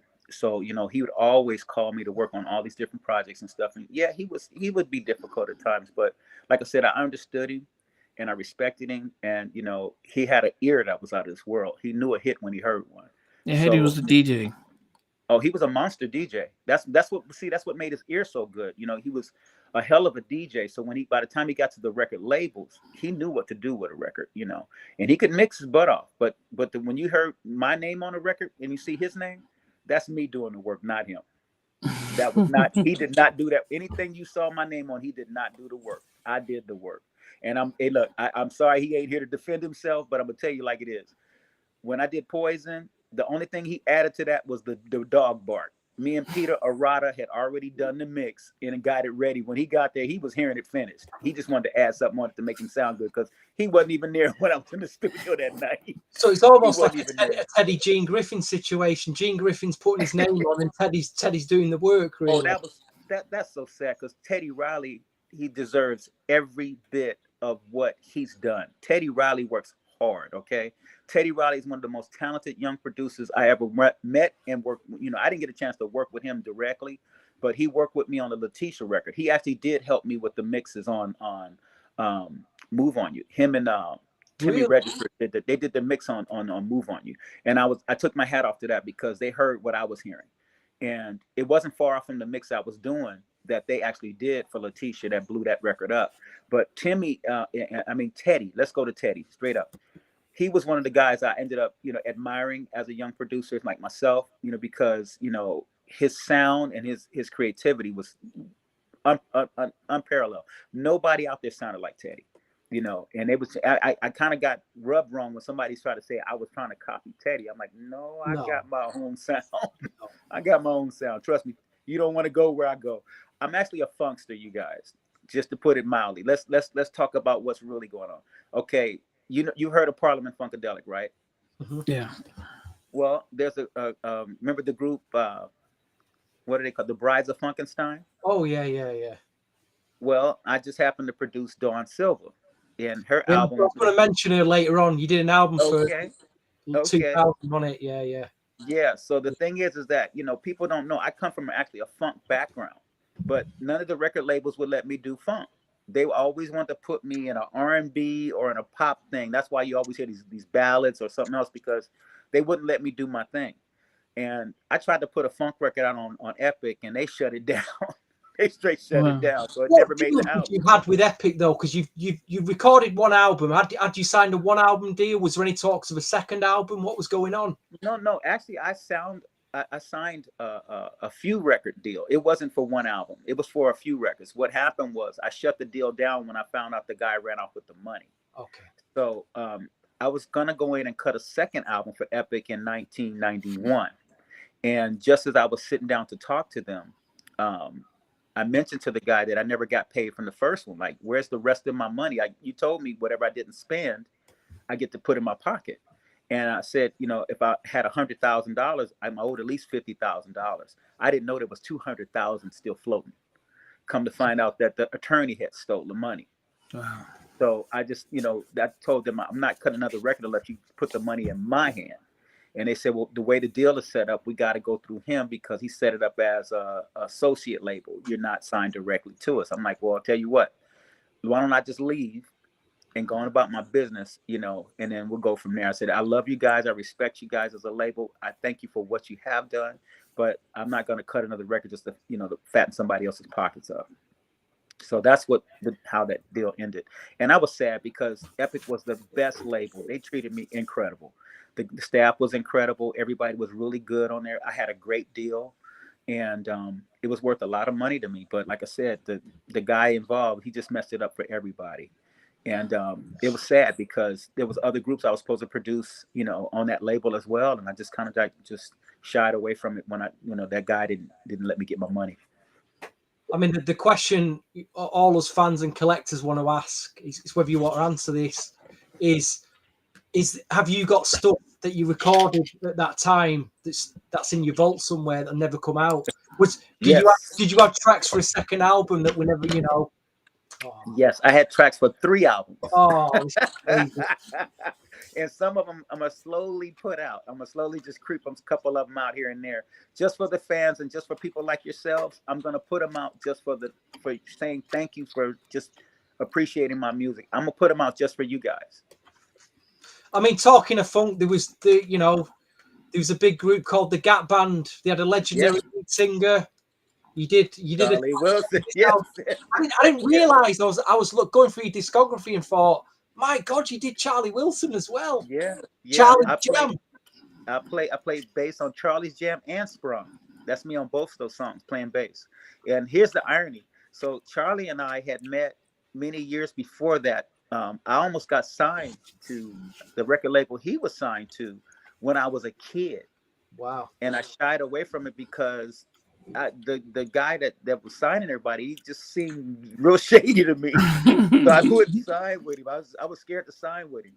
And Total Experience was a great label, but I don't know, it was something about that guy I was scared to sign with. I didn't think I would ever get paid. And my heart was right. My spirit told me not to sign with him, and I didn't. But Charlie and I ended up working on that record, and he asked me to come on the road with the Gap Band after that. So I toured with the Gap Band shortly after doing that record with Charlie. Wow. My goodness. There's another one, again, it's one of my favorite. R. Kelly did a remix on this. And again, he was signed to MTA. He had a big voice, and then I realized you was on the album mix. You know, this guy, John Pagano. Oh yeah, I like him, John Pagano. That's another bad dude, man. That's another bad dude. They really should have promoted him. He was super talented. Super talented. They should have promoted that guy, man. But I had fun working on that record too. That was fun. John and I were good friends. I mean, these guys calling me bad as well. People see a lot of people don't know this. All these Namdi, all these people is behind. That's what I'm saying. Right. That was my friend Nick Mundy. Tell me about him because I don't know too much about him. Nick Mundy is a monster writer and producer, man. He's doing country music now. Wow. The guy, he's incredibly talented, but Nick Mundy can produce his butt off. He's been writing and producing all of his life. And he comes from a family of music and everything. And Nick Mundy is incredibly talented. And he was producing Color Me Bad and asked me to come play keyboards on that. So that was a fun one. Yeah. Nick is good people, man. And we stay in touch to this day. Me and Nick are in touch to this day. Do you have any experience or links with Jesse Johnson at all? No. And that's the sad part. He's somebody I always wanted to work with. But I never got blessed to work with him, you know. There was another group. He produced this new Jack group called Cool School. I remember them. Yeah, I'm trying to get some background on Cool School as well. I thought you might have come across some more. Well, if I ever run into Jesse, I'll mention that so we can locate any of the guys. I believe you. Did you do something with Vesta as well? That's my girl right there. That's my girl. Now here's the funny story about that. So I get a call from a friend of mine. They're down at Motown, and they said they were working on that project for Vesta. And what happened was they didn't have a song. I guess they were stuck, and they said, "Hey man, can you come to the studio and bring your gear?" So I took my Linn drum and my bass guitar and my synthesizer down there, and I get in there and the guy says, "Hey man, so we don't really have a song. Do you got any ideas?" I said, "Well, who's the singer?" And he said, "A girl named Vesta Williams." I said, "Who is she?" They said, "She sings background for Shaka Khan." I'm like, "Oh my God, okay." So I came up with a groove, real funky groove too, like something like Jam and Lewis would have did. And I cranked the track out, and she comes in, and I wrote the lyrics right in front of her. And I said, "Hey, can you sing this and see, if you like it?" And she says, "Oh my God, I love it. Let's sing it." So we went in the booth and we cut the backgrounds together. tore this song up, man. And the girl's a beast, mind you. She came from singing behind Shaka, so she's phenomenal. I mean, her voice is just has a range out of this world, and she's a blast to work with because she's a nut. She was crazy. So we had so much fun, but we cut this song called "What You Gonna Do," and it never see the light of day. Oh my God, I'm so devastated. This record was so funky. So what happened was the producer didn't know how to mix the record. And I'm like, if you need my help, I will help you mix it. But he never called me back. Come to find out, he was intimidated by me. So the song never made the record. But she was so blown away by my talent. She said, would you please just, call him back and tell him that I want him to at least play on my album. I don't want to not have him on my album because I really felt bad that his song didn't make the album. So I came and played keyboards on a song called The Best I Ever Had. And I wanted to thank her because she was a beautiful spirit, man. It broke my heart, that, she left us so soon. But super, super talented. Oh my God, Vesta's incredible. I miss her. I mean, in the midst of all this, then, are you learning about when you're being given a job either to produce or to do a remix? The attorneys still run off of money. Are you still learning how to make sure your credits have been saved and make sure your points are there and making sure that you're not working for free? Well, yeah. Now, see, the way I do it now is I ask for my money up front, and then at least I get, at least my check up front, and then I'll send my publishing in so that my publishing companies can at least track my records now. That's the start of my own little label, just so I could, make sure I don't get stabbed in the back again because I've been through enough. I'll tell you, his podcast. Really, you should be on. I hope these get. Who's that podcast with Tank, Namdi? With Tank and that big R&B podcast that's out at the moment. They are actually getting all the big R&B artists on and some unsung ones. Tank's on there, and I think there's a guy out of this group as well. The Neutrons. Yeah. Now here's the cool story about them. So I didn't know they were related to the Jacksons. And I get in the session with them, and this is at A&M Records of all places. And I go in the room, and in one room, Jam and Lewis are doing a remix for Janet Jackson's Black Cat. They're putting the music together for her video. And we're in the next room doing the Neutrons. And the Neutrons come in, and they wanted me to help do I Want You Back. And I'm like, oh, okay. So this guy named Jeff Bowens, I believe, was producing them at the time. And I go in to help him with the track. And then lo and behold, Jackie Jackson, Michael Jackson's oldest brother, comes in. And he sits next to me in the studio. And I'm like, whoa, Jackie's here. I'm like, this is cool. So as I'm working on the record, he goes, hey, man, you think you could put this horn line in that we did in the live show? I said, okay, so how does it go? And of course, me and the engineer have a rapport. So I'm like, run the tape. I'm like, anytime I'm playing something, run the tape so I can, play it back. So he hums it to me. I played a line, and then I stopped the tape, and he looks at me and goes, yeah, that was great. So are you going to record it? I said, oh, it's done. He looks up, he goes, wait a minute, what? So I'd have the engineer play it back, and he goes, oh my God. He goes, hey man, can I get your number? I said, yeah. So I hooked up with Jackie Jackson behind the Neutrons. So that was really cool. Did you ever get to meet Michael? No. Here's the crazy part. I worked with Janet. I worked with Jermaine. I worked with Jackie, and then their father hired me to do some productions for ATV, which Michael Jackson owned. And I would do productions at the house, the compound. And it was a blast working with Jackie because, I felt like, wow, I'm working with the Jacksons. This is like, my dream come true kind of job. I'm like, I know any day now I'm going to end up hooking up with Michael, right? Man, Michael had already moved to Neverland. So I didn't have a clue. I didn't have a clue, man, but I was wanting so bad for him just to come through one day and just be like, well, who are you? That kind of thing. But I got a chance to work with Jackie, and Jackie's one of the most beautiful spirits, man. I love Jackie. He was like a big brother to me, man. And everywhere we went, they thought I was one of the Jacksons, so that was funny. But I had blonde hair, so I stood out. But I stood out a little while. But what happened was, me and Jackie did some recording. We were trying to put some songs together, but we couldn't get the right ideas going and stuff. And we were working with another guy at the time, and he kind of would leave us hanging. So me and Jackie would just kind of like sitting in the studio, wait for this guy to show up, and he wouldn't show up. So Jackie kind of like stopped working on the project. But his dad had heard me one day. Just so happens he comes walking in and asks me would I do some production work for him. So I ended up staying up there working with his dad for a while too. So that was a blessing. But I love Jackie Jackson, man. That's my dude. That's my dude. But yeah, the Neutrons was that blessing to hook me up with the Jacksons. What happened then after say 92? Because obviously New Jack, the dance thing, it went into after 92, went to hip hop soul. There was gangster rap. What was you doing? Obviously, the production work, it seems, dry. Did it dry up, or did you end up just touring with the Isleys then? What did you do during the rest of the 90s?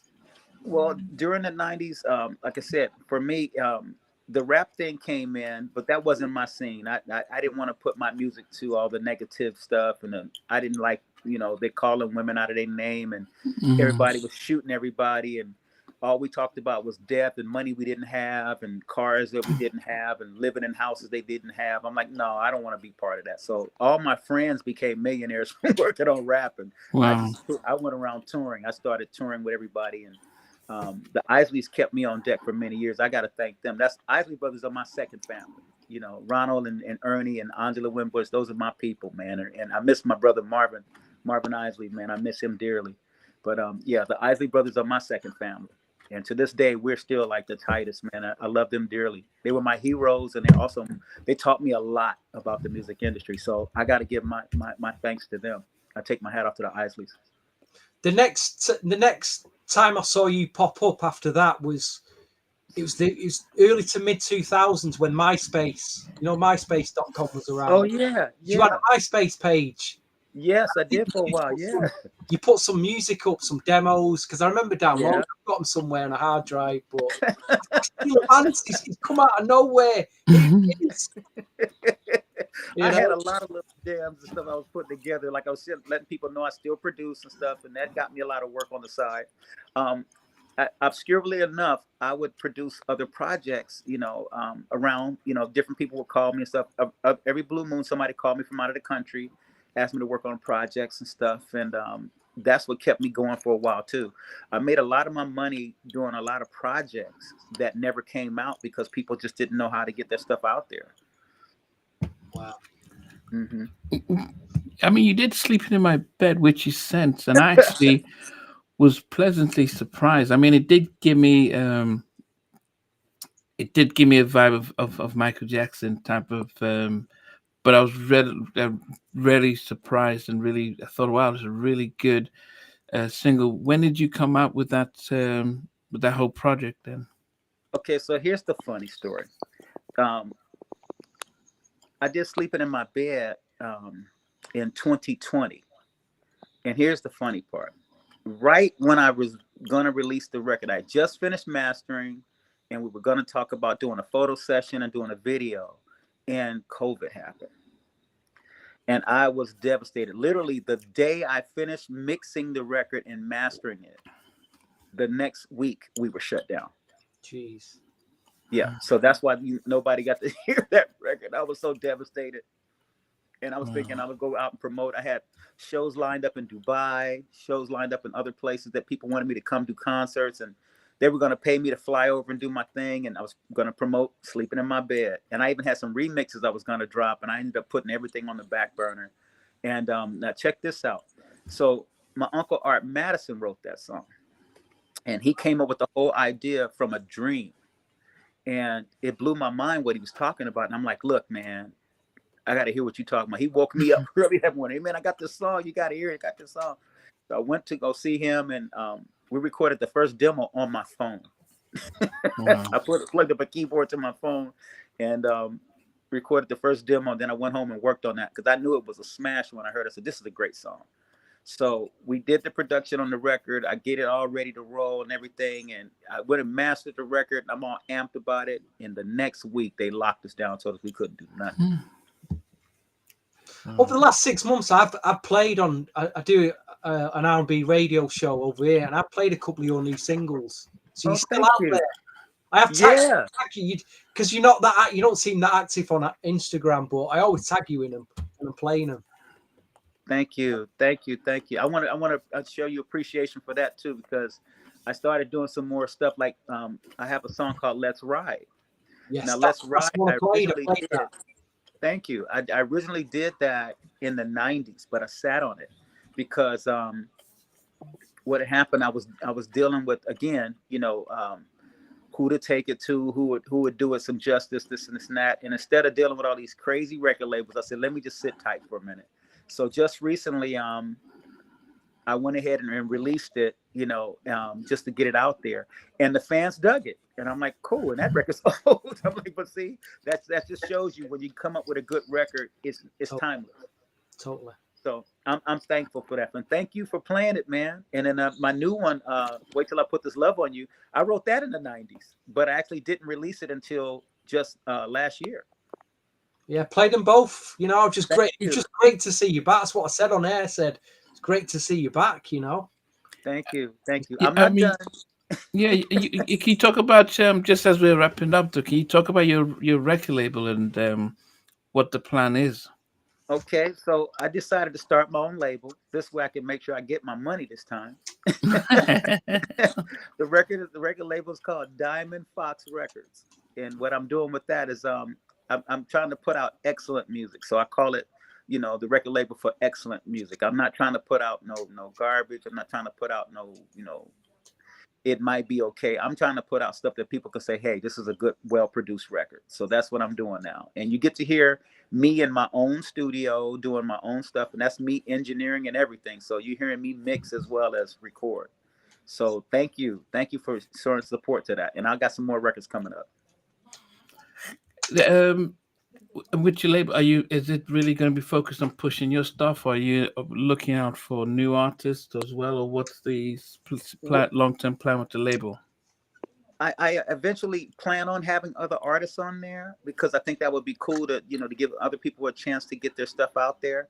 But I want to test the waters and get it up and running with my own project to make sure that it's taken seriously. And as I see people taking my music seriously, I'll go ahead and start looking at bringing other artists on board as well, because I have a lot of other people I've been looking at. I got my eye on a couple artists that I'm thinking about grooming and seeing what I could do with them. But I'm gonna put a few more records out, and I might even pull out some of my other artists that I've had records out years ago and put them out on this label. Just before we let him go, Namdi, just gonna milk this album. when I first heard "Ain't Nobody Like Her Body," I felt you could. Could that have been a record for Michael Jackson? Now here's the funny part. I wrote that record in 1986, and I put another beat on it before I dropped it because I thought it sounded old. So I put a different beat. The run that you got on that CD, that has a beat that I took from Babyface and them from the Bobby Brown record. I thought, because Don't Be Cruel was such a hot record, I said, let me get a beat like that for this song, because the song was too hot just to sound like it did, and I didn't want it to sound dated. So I put that little beat on it to give it that club sound for that today sound. And that song was actually 4 years old before you heard it. Wow. Yeah. I mean, and no one else will do the mid-tempo slow jam. It's just an absolute killer. I wish it had been like an extended 12-inch mix of that 7 minute long. Wow. We was getting all them 12-inch mixes back then. Were extended, and that's a dream record. You know something? I could do that. I can actually make some remixes of these songs. I own those catalogs. So what I could do is, if you like, I could go ahead and do extended mixes and remixes. Well, if you've got the time, you just blow us away with that, with them tracks. Thank you. I'm just thankful to finally meet people that appreciate what I've been doing all these years. I thought nobody was here. Listen, there is a the real New Jack fans know about you. They know about this album. They know about what you've done. It's just that they don't know your story. Right. I'm so glad we've been able to get it out there now, Now here's a little bit more to add to the story. I know a lot of guys didn't know. I played with a lot of other groups too. So after I played with the Isleys, I backed up Johnny Gill for a hot second. Wow. I backed up the Gap Band. I played behind Vesta Williams. I played behind Angela Winbush. I became the band leader for a band that was with Michael Henderson, You Are My Starship, Wow. Ray Parker Jr. I played behind the other one was the Brothers Johnson. I played bass for the Brothers Oh. Johnson. And that was some serious shoes to fill because Louis Johnson is ridiculous. And then I also played with the Calloway Brothers, which is Midnight Star, the guys. I had brought them in as a horn section to play in the band with Michael Henderson, Brothers Johnson, Ray Parker. And I talked the guys into letting them be a part of the show doing Midnight Star stuff. So that led to us doing a whole separate tour. And we ended up going to the Rock and Roll Hall of Fame, and that was beautiful. And then they went off and did their thing, and I went and started playing behind Cameo. Remember Cameo? Of course. I played keyboards for Cameo for a while. Wow. So that's what I was doing for my time. I was bouncing. It's interesting to talk about go-go because the first time I went to the States in 1996, I went with a couple of guys who they had a record label in the UK. And you may remember this. Do you remember Clear, who was signed to Atlantic? Clear, yeah. Yeah. I'll tell you, I stayed. Do you remember the singer Woody Cunningham? Yeah. I stayed at his house in Maryland, Washington. That was like because the guys were producing an album for Woody Cunningham at the time. Wow. So that's how I know about Washington and go-go because my best friend, he was like a big go-go collector. Wow. He was producing an album for Woody Cunningham in like the late 90s, early 2000. But like you say, that go-go sound was just... Man, it was amazing for me because like I said, I was trying to go for something that would work in clubs. So when I was in 86, like I said, me and Leon Silvers were working together and a couple other people, but I was trying to find my own sound because I didn't want to sound like Prince. I sounded a lot vocally like Michael. So I said, in order to have my own sound, let me come up with a groove that at least will set me apart from what Michael was doing. Because, you know, that's why I dyed my hair blonde and everything else at that time, too, because I knew I was going to get compared to for the Michael thing. And Michael was like my vocal hero. So where did that look come from then? That wasn't a typical early 90s look, was it? Man, I was going for a look that nobody was going to have. I told you, I had to set myself apart because Michael was killing the game. So I said, in order for me to stand out, I need my own look. I need my own sound. And I got to come out banging. I can't play. If I'm going to be on Epic, I got to come out killing it. So when they saw my photo session, the company was like, oh, my God, what are you wearing? But they were like, oh, he's got his own everything. I said, dude, I'm trying to tell you, I'm on the same level with Michael Jackson. I got to have my own. I can't come out, you know, looking like him. I can't come out sounding like him. It's bad enough that, you know, I got my vocal style from him. But I learned a lot from that man. I got to give him his props. Michael and Prince were my voice heroes. Okay? They taught me so much. Well, you know, they're ours as well, I guess. You know, they're and anyone's into soul and R&B, it's hard to get past them, really, isn't it? You know?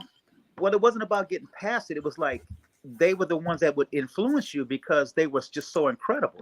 I mean, everything Michael did, he put his all into it. That meant nobody will ever replace Michael Jackson. No. Not vocally, not entertainment-wise. He was the one that, you know, and Prince, no one can ever stand in that light with that man. That man was who he was, but I wanted to be like both of them. So I said, I'm going to be this Michael/Prince guy. You can call me whatever.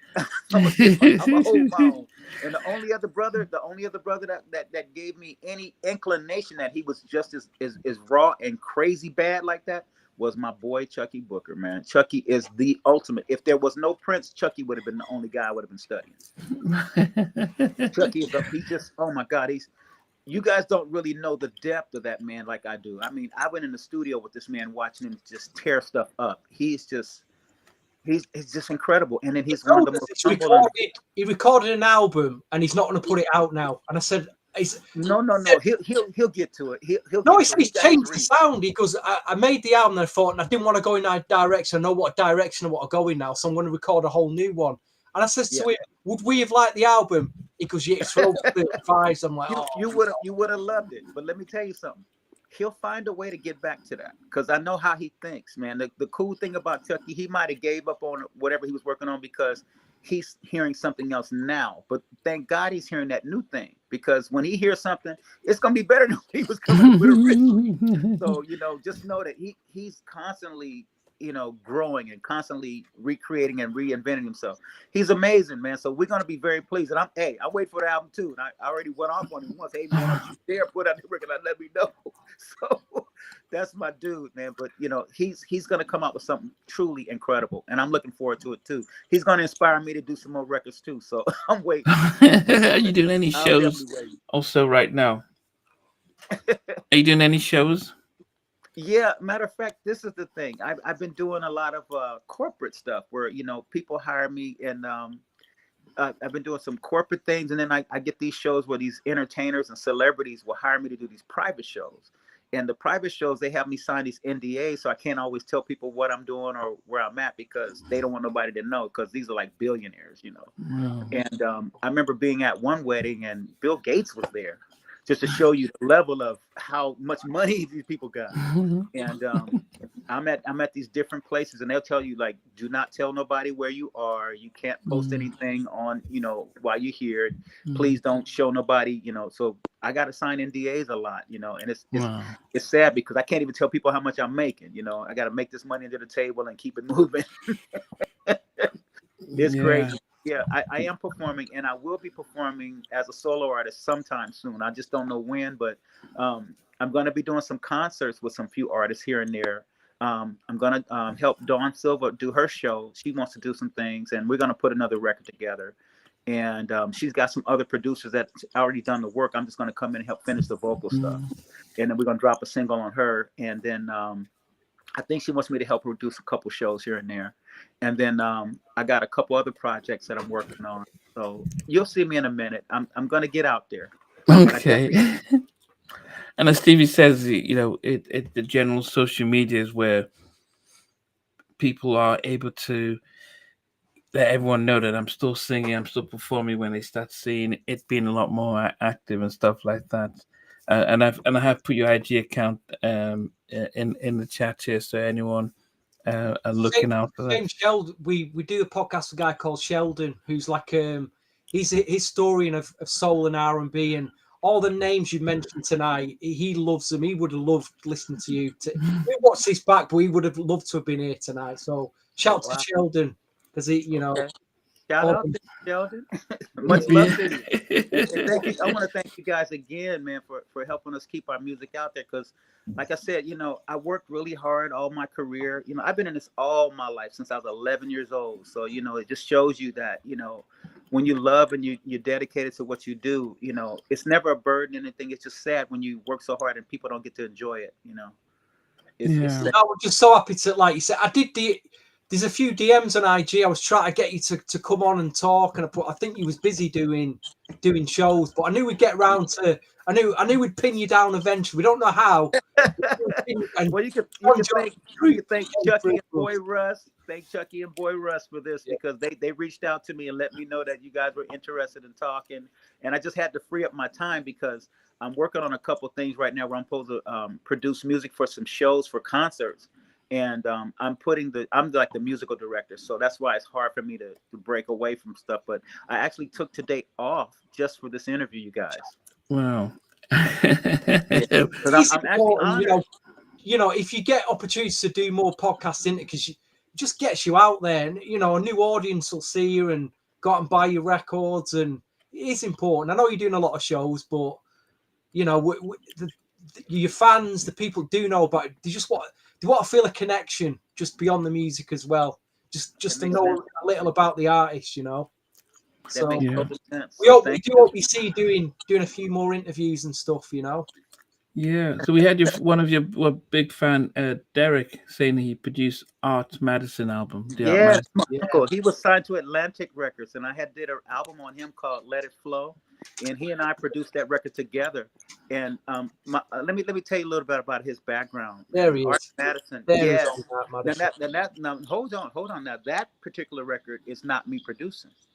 You credited on You're talking about That's the one. Atlantic album. This was the Yeah, indie album. that particular one, Yeah. Jay King came in and produced with some other producers and stuff involved, but I wasn't involved on that particular album. But Art's first album, they have two of my songs on that particular album, but I'm not involved in that one. But Art's album was on Atlantic Records, and the album's called Let It Flow. If you ever get a chance to pull that album up, it was a lot of fun. I couldn't find it. It's in my rack somewhere. I just couldn't find it. I've got Yeah, but the CD is actually not the CD, but you can buy it on iTunes now.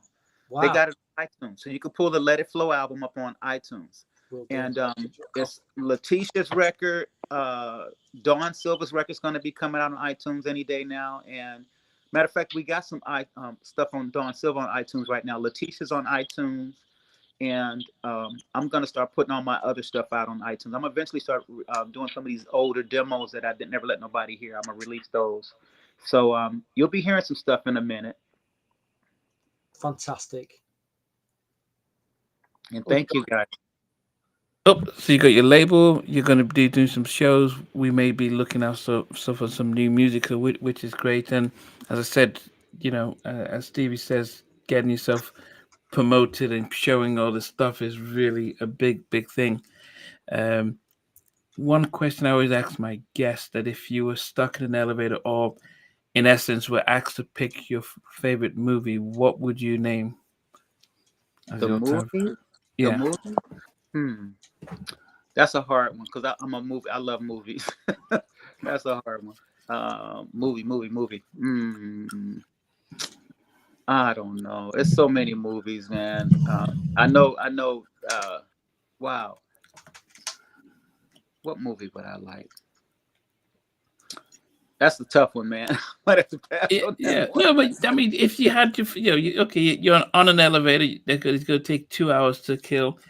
You must have okay, I'll watch this while I'm here because I've seen it so many times, but I just love it, so I can watch it. I don't know.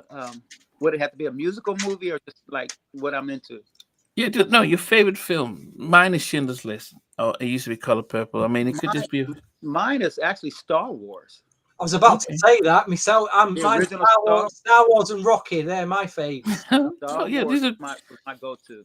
Okay. What about all-time favorite song?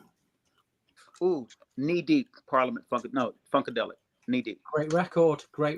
Wow, yeah. It's gone for something fun. It's good to hear someone's gone for something fun. Normally, they pick ballads. I was expecting you to pick The Lady in My Life. I mean, when you no. My favorite record of all time has to be Knee Deep. Oh, that's great. Andy, pull up Jim Beats. Pull up Jim Beats' question. It's good. At least good that you have something different and stuff. Jim Beats actually, is there a story behind Letitia's song "Gonna Groove Me Right"? Oh, wait a minute. That's one of my favorite songs. Tell them thank you. I wish people would have got into that record more. That was one of my favorites that I wrote for her back in the day, and I didn't think it got enough radio. They didn't play that on the radio, and I was disappointed. I thought that would have worked on the radio. Yeah, it's a great record. Any stories behind making that? That's what he. Well, here's the thing. Again, I worked on so many records that year. This was like I was like going from one session to the next. Like sometimes I would do 3 sessions a day. And what I would do is start in early in the morning. I would take a 2-hour break after each session and go to the next session. So sometimes I was cutting 2 and 3 records. When I was doing her record, I was recording Letitia, DuPont, and my record at the time. So I was cutting 3 records a day at three different studios. So I didn't really get a chance to like sit back and enjoy and get to groove on stuff like I used to. I was a workaholic, man. Did you ever go in the record stores and go, you know what, I'm going to buy myself a copy of the thing that I put? Well, here's the funny thing. I would go in other countries and I'd find these records, and that's when I would buy them. When I'd be in another country, I was seeing, like, I went to Japan one year with the Isleys, and I didn't know that the Japanese are very, very respectful people when it comes to our music. So what they do is, if you're performing with a band, they'll put your record up in the store and say, this artist is on sale at this store but he's performing at so-and-so. And you walk in the record store and then you see your record and they tell you you're playing with the Isley Brothers at so-and-so venue. So I thought that was so respectful, man. So I bought one of my records in Japan. I bought one of my other artists' records over in Europe. And then I went to Germany and I bought another record. And then I went to Amsterdam and bought another record. Oh, somebody's asking what happened to DuPont. To be honest, I don't know. I've been looking for Brother DuPont for a minute. I know he would go back and forth to England, so I don't know if he's in America or if he went back to England. But he was fun to work with. Now here's a funny story about DuPont. Oh, go on, because I don't want to ruin it. Okay, so originally when I went in the studio with him, MCA wanted me to cut some of my other songs on him. Come to find out, he couldn't sing in that range. It was out of his range. So I wrote 2 of the songs in the studio. Love Only Comes in My Dreams, I wrote on the spot, and I Want to Be With You. I wrote those on the spot in the studio for him. And it was kind of scary because I didn't know if the record label was going to fire me for doing it because they asked for specific songs, but they were out of his range vocally. So I just said, well, let me just write him something to fit him.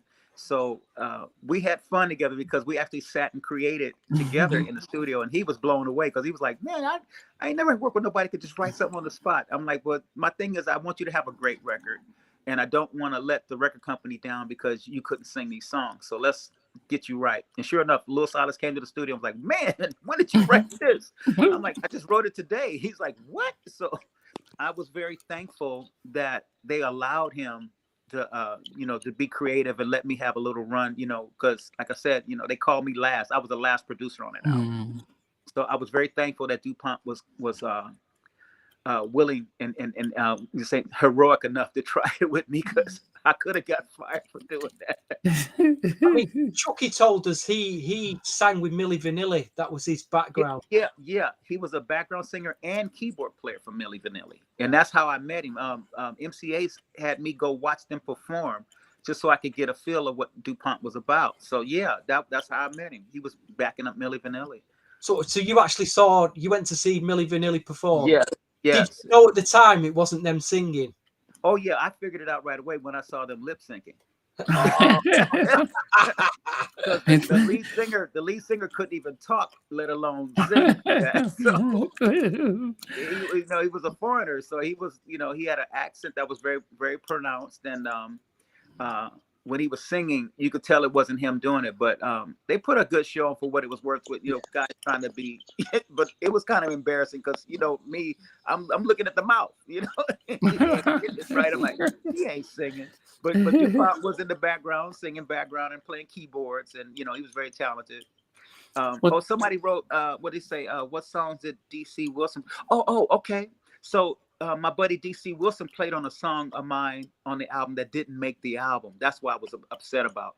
I had a funk song called Slam Dance, and me and DC were funking out on this keyboards on this record, and they never put it on the album. I was so disappointed, but maybe I'll release it myself so everybody can hear me and DC get funky. But it was like, you remember when Jam and Lewis put out that record called Fake? Oh yeah, Alexander. Yeah. I originally wrote Slam Dance, and I was going to put it on the Commodores of all groups. Wow. And I recorded the demo, and I had JD come in the studio, and he loved it. So I had him sing on it, and I had him take it to the Commodores, and they were scared of the record. So I said, okay, I guess we can't do it. I'll keep it on myself. So when I presented it to Epic, they were like, oh, no, you can't put that on the album. I'm like, huh? And they said, yeah, that's not going to make the album. So that was the 12th song that would have been on the album, but they didn't let me put it out. So I'll put it out myself. So you get to hear DC do his thing on my record. Wow. Yeah. I mean, it's been an honor. I think one of the things I do when we interview producers is who makes your top 5 producers in no particular order. If you were to, have a list of your Mount Rushmore 5 producers, who'd be on there? Okay. My first top producer, I have to start with Jam and Lewis because they've been holding it down for me for years. Jam and Lewis. Let's see.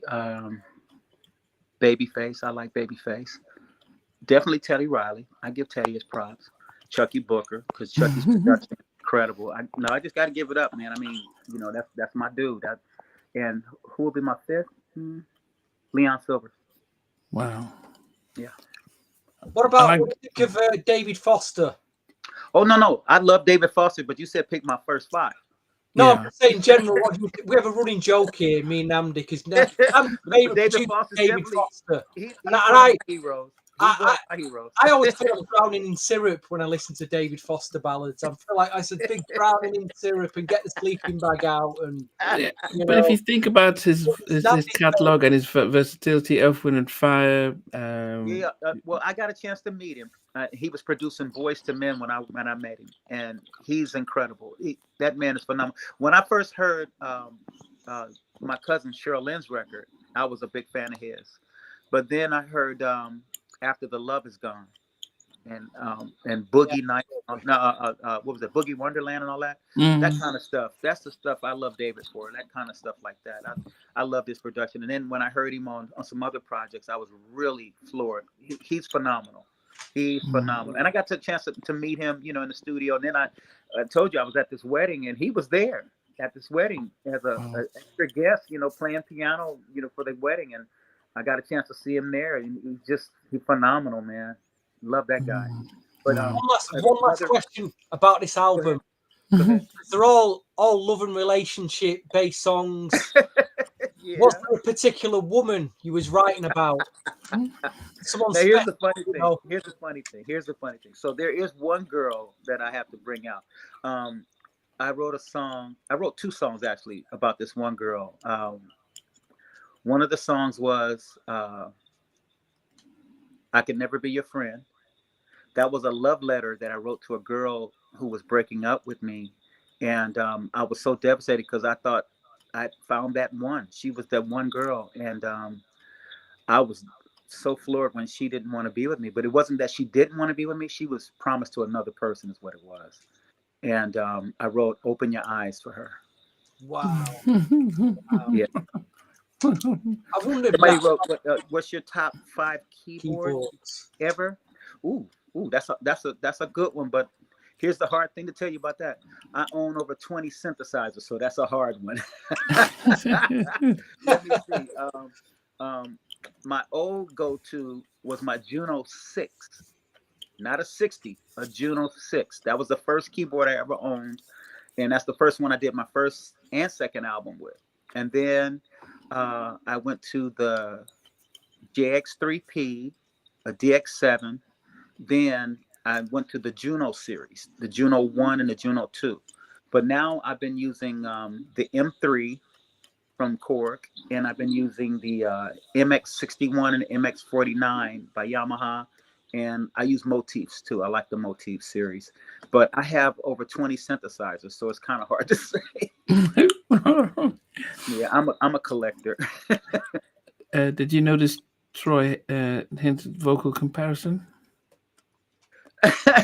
Well, Troy Hinton is a talented brother in his own right. I can't take that from him, man. He was a fun little cat to work with, man. Very, very talented young man. Very talented. Yes.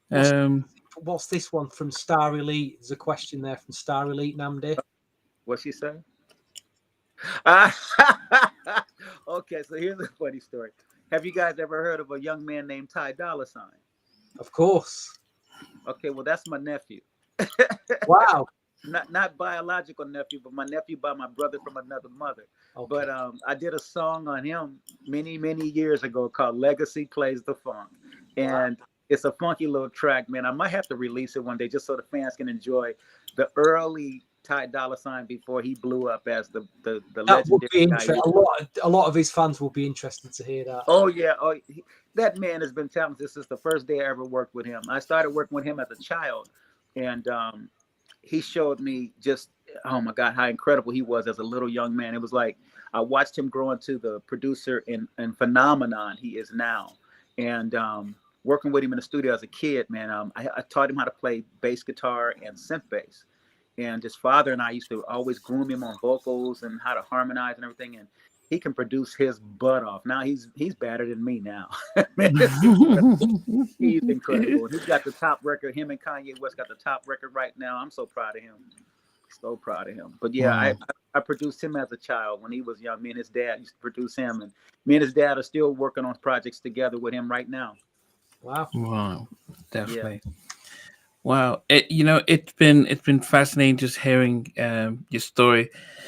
We try to move away from the heartbreaks of the industry and stuff like that, but we still had an opportunity at least to celebrate some of the things that you did have and brought out, um, and give the audience sort of a snippet of your career and stuff. Hopefully, they'll be able to, as I said, we've put out your social media stuff, so hopefully people can start to you celebrate today about what your music and your legacy, and really make sure that flame doesn't die out and stuff. But definitely appreciate it. Any final questions, Stevie, before? No, just want to say on behalf of the listeners and myself, thank you so much for your time and your story, and answering all our questions. It's been a long one, but again, it's another pinch me moment. Just to, after 30 years, just to get an opportunity to talk to you, and Well, to know thank you. more about you, man. Really appreciate it. Sorry to make you wait so long, but thank you for having me. Yeah. Thank you so much for the amazing music that you've given us. Well, there's Really more appreciate coming, it. so stay tuned. Stay tuned. I'm still having fun, learning myself in the studio, because as music's changed, I try to change a little bit with it. Not too much, because some of the stuff is garbage, but for the people that are still producing great songs, I take my hat off to them. And the Beyoncés of the world and people of that talent and caliber, I'm so thankful that we have people that are still bringing music and showing respect to what we do. And I'm going to keep bringing it. Like I said, I'm going to try to do it until I can't do it no more.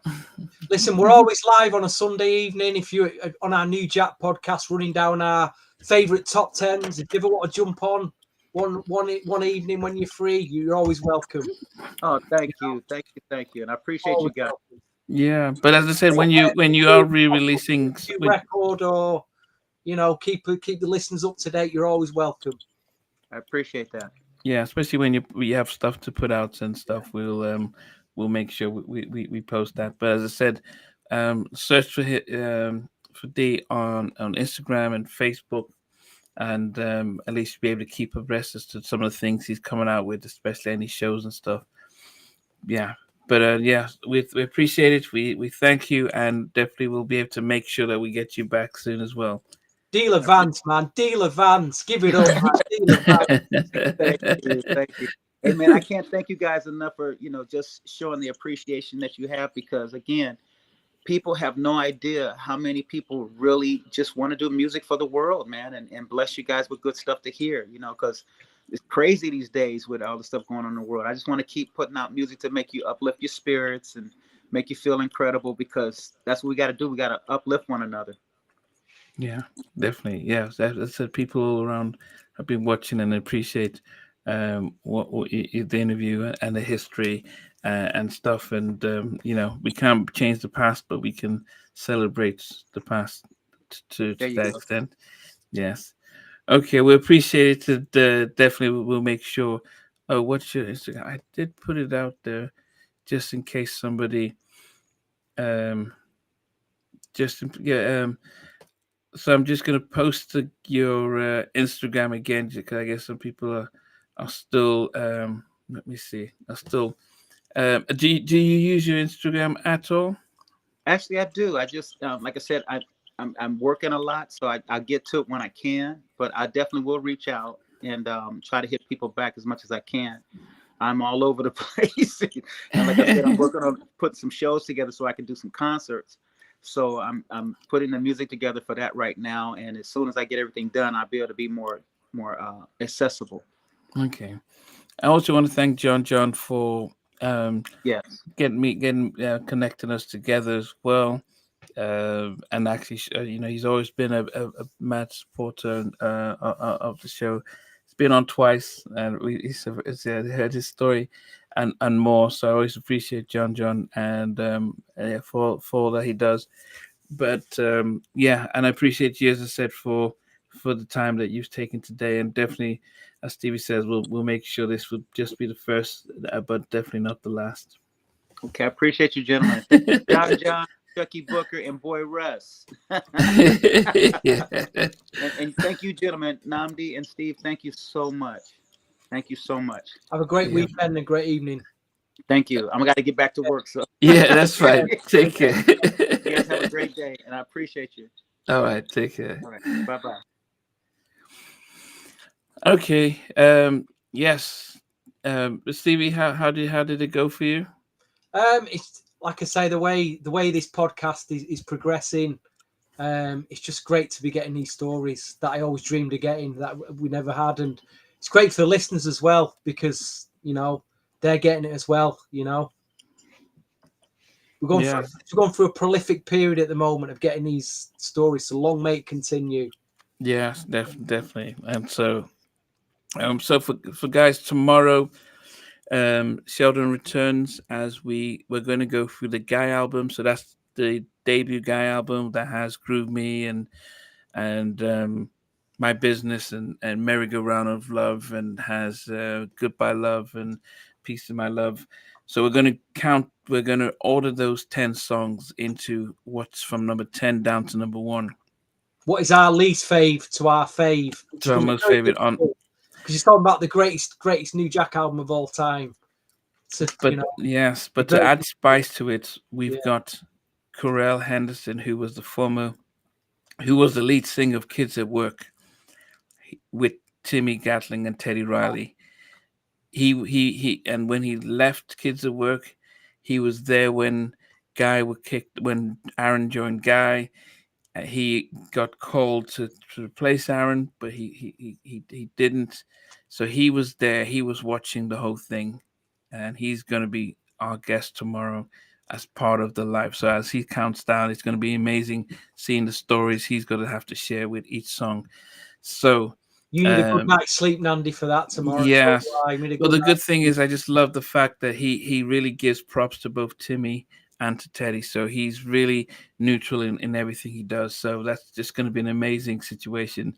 So questions you may have for Corel about the Times, Gene Griffith, whatever it is, tomorrow's going to be great. So you may hear the interview, but if you have questions, tune in tomorrow at 9. And there's a special guest when we do the Future album, somebody who was part of that as well.